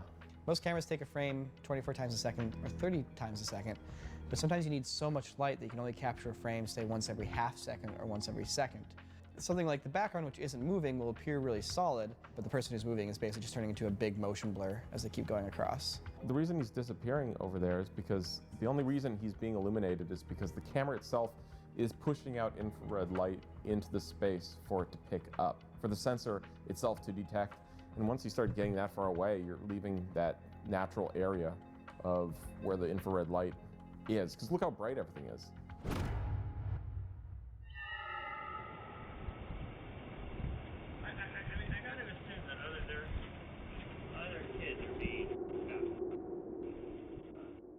Whoa, interesting. His camera's getting screwed up. That's a cool like data mosh effect going on. Okay, I wonder if this is just the codec glitching out and not updating parts of the image as the person walks through it. So the parts that say static. Yep, it's another basically the camera computer glitch. Goes, okay, I'm just gonna give you a picture. And you just hold this picture until I tell you that there's new data there. And that's basically how it saves space in terms of compressing the video. So like the house, the tree, everything around here that's not moving, it's basically just a still picture that's been told to just stay on frame for as long as possible. And so as this person gets close, it could be glitching out and keeping some of that there and not updating it with new information. Because it's dark and you just have one tiny little moving thing on screen, it could be that it's just too little movement to trigger the codec to create a new keyframe, basically to add new data to it or to add new data to that block. Easy. What you're about to witness on this video can only be described as an assault. These two fine gentlemen were minding their own business in the What? stairwell when they were brutally assaulted by a ghost. He then endures a very brief but very aggressive session of some paranormal ground and pound. Paranormal ground and pound. All right, so visual effects. We finally have some visual effects. This one's really straightforward. It's pretty clearly a locked off camera. The guys go and they do their first pass, and then their friend goes and does the second pass as the ghost, and they just literally layer the footage on top and make it transparent, and then run all of this through the crappiest, most degrading color grade and The color girl just filters and leaving. smudge and blur and all that stuff. This is a useless security camera if this is actually what it looks like. No one would ever put a security camera in a stairwell like this that has zero light and can't get you an image. That ghost, imagine being that ghost though, and your unfinished business was kicking the shit out of that guy. There's one guy I got to mount and deliver a paranormal ground and pound to. It's like, yes, I finally kicked Kevin's ass. The following clip. I believe was some ghosts filmed are while that my petty. Mom and I were on vacation. We decided to leave our cats home alone for the few nights we would be gone. Jesus Christ! That cat. Oh, this is creepy. The mirror adds a nice cinematic touch. Oh. Oh, there's a second cat.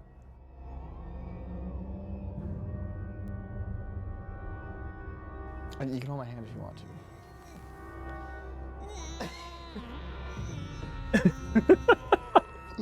Okay, I'm good. All right, so the first thing that jumps out to me is this being fake. If you look closely at the table when it shakes, you can see that it's been composited in because you can see it fade in and out over the background footage. So they filmed that separately and then stuck it on top of the footage that they have there. So the VFX there basically debunk this whole shot, but let's take a look at the rest of it and see what else stands out as evidence. Yeah, I want to see the So the rest. shadow in the hallway, based on the reflection, the light casting that shadow is on the ground around to the corner. So somebody set up a light on the floor, and you know, most people don't put their lights on the floors. Also, the door gets pulled shut in the same spot from where the person was casting the shadow. How convenient that the things that get moved get pulled towards where the people would be. The camera getting knocked off the shelf is unique. I would assume that somebody else is in this room with a string. One of the things is they don't show you the end of the shot. Like, if the camera kept recording and was pointing at the wall, why not continue the shot until it points at the wall? Yeah, I In fact, wondered it's more about likely that. The camera fell off the shelf. And then it fell. And That was- just like a dude Oh. right by the table. I was like, oh. Yeah, because wouldn't the string, like, the camera still run? Like, it's not broken. Yeah. I guess we'll cut this part. Secondly, the cat that comes around the corner and looks at us happens to look in the direction of where the table was shaken. In other words, if there's a person hiding in this room calling the cat, they would have to be below the camera in order to shake the table call the cat, who happens to look in this direction, and then pull a string or whatever to knock the camera down. The cat's motion on the left really implies that there's a person by the table / camera. See, look at that cat look at the person on the floor. Looking at the camera a little bit. Ears twitch. Hear the ears twitching? Ears twitch back up. See, yeah, back. The cat gave us a clue. So even though this is a fake clip, I still actually really like it. You know, stage or That not, was a good one though. Cacting was really well done. With real animals too. That was a pent-up scream from all these scares. The only way I can keep a clear head is if I let the tiny screams out occasionally. A door has opened. Ooh. Let's see if something else moves now. That's usually how it goes. I feel like we're gonna get a locker slam. Oh hey, look at that. Locker slam. Yeah. That convenient window there. Like, it's only mysterious if people like us can't just look at it and go, oh yeah, there's a window there where someone could easily reach through and wiggle that thing. Come on, ghost. Spooky face. Is it gonna be the slippery sign? Yeah, called it. Wow, that ghost sure has some good dramatic timing. Yeah. The ghost slipped. That was the ghost slipping. Friggin' the ghost slammed kicked the door and then slammed it shut and then was angry, so it decided to shake the locker around. And then it was still angry, so then it kicked the sign. I can't believe this person got 20 million views of this video. What are we doing? As a professional YouTuber for over a decade, when I see a video like this that gets 20 million views, and I think about how much work we put into our videos, sometimes it's tough. That's the real scary moral of this situation. This is probably a real camera that they just stuck up on like a ladder. Yeah, actually pause. You can see an actual security camera, it looks like. Exactly. And you can see wow. how high they are mounting these cameras. So just that alone right there kind of puts this one to bed. This camera is literally at the height of picture frames. This camera is as high as this. It's like, have you ever seen a security camera mounted at like just above head level? Yeah, just I haven't. Just someone back there slamming a door. There's literally a window right there, which provides a perfect entry point to push on that locker. And then strings, bro. We can talk about strings all day, but strings are great. You can do a lot with strings. Like, you're out there like, I need a really good computer to do visual effects. Like, no, just literally black thread. Like, when I watch this stuff, I'm like, I'm not even trying to analyze it for VFX. I'm just going, I'm trying to put myself in the shoes of a ghost. It's like, I'm a ghost. I go to school. I'm like, slam, shake, randomly open a door, some stuff falls out. It's like, what are you doing? Then he slips on the floor. Like, are ghosts just drunk? I want to help recreate what a ghost does when it goes into a house. It's just like, yeah, I'm a ghost.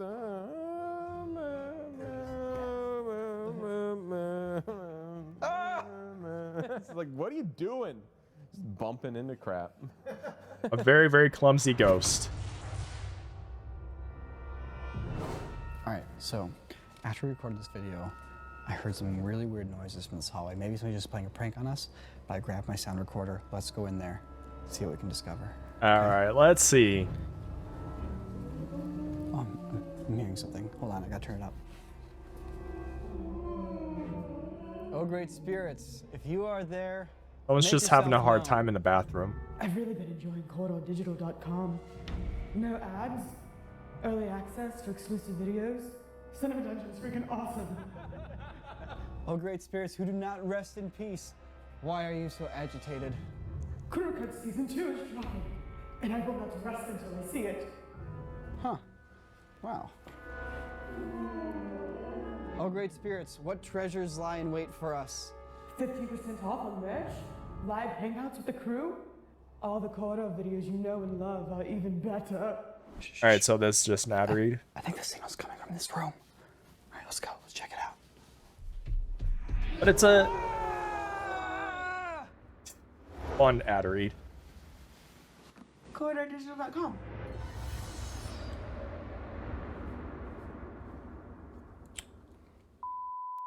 Ghosts. It's most likely a string. Ghosts are made out of string. I learned that most Please ghost videos keep are in actually mind that videos of objects. unsupervised children will be used as crab bait. What? You can't just come in here freaking saying that with no context. That the ghosts move.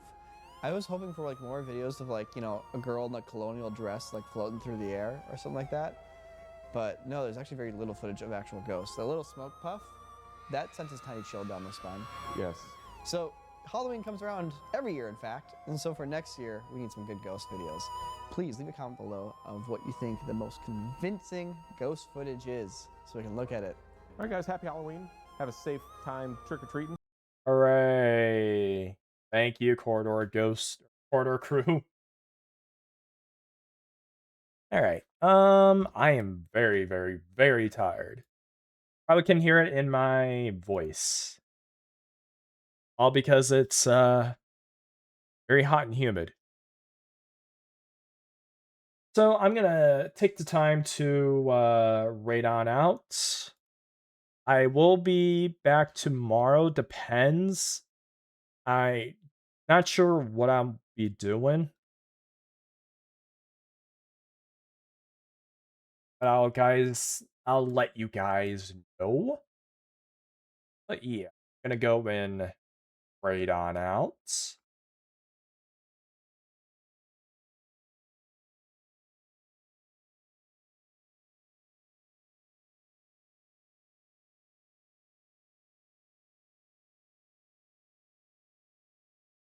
One that I know is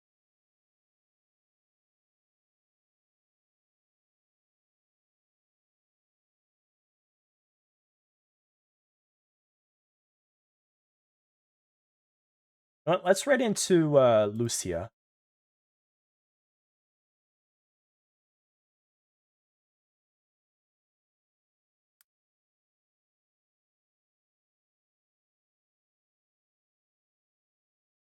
Alright, gems, I'm gonna be heading on out.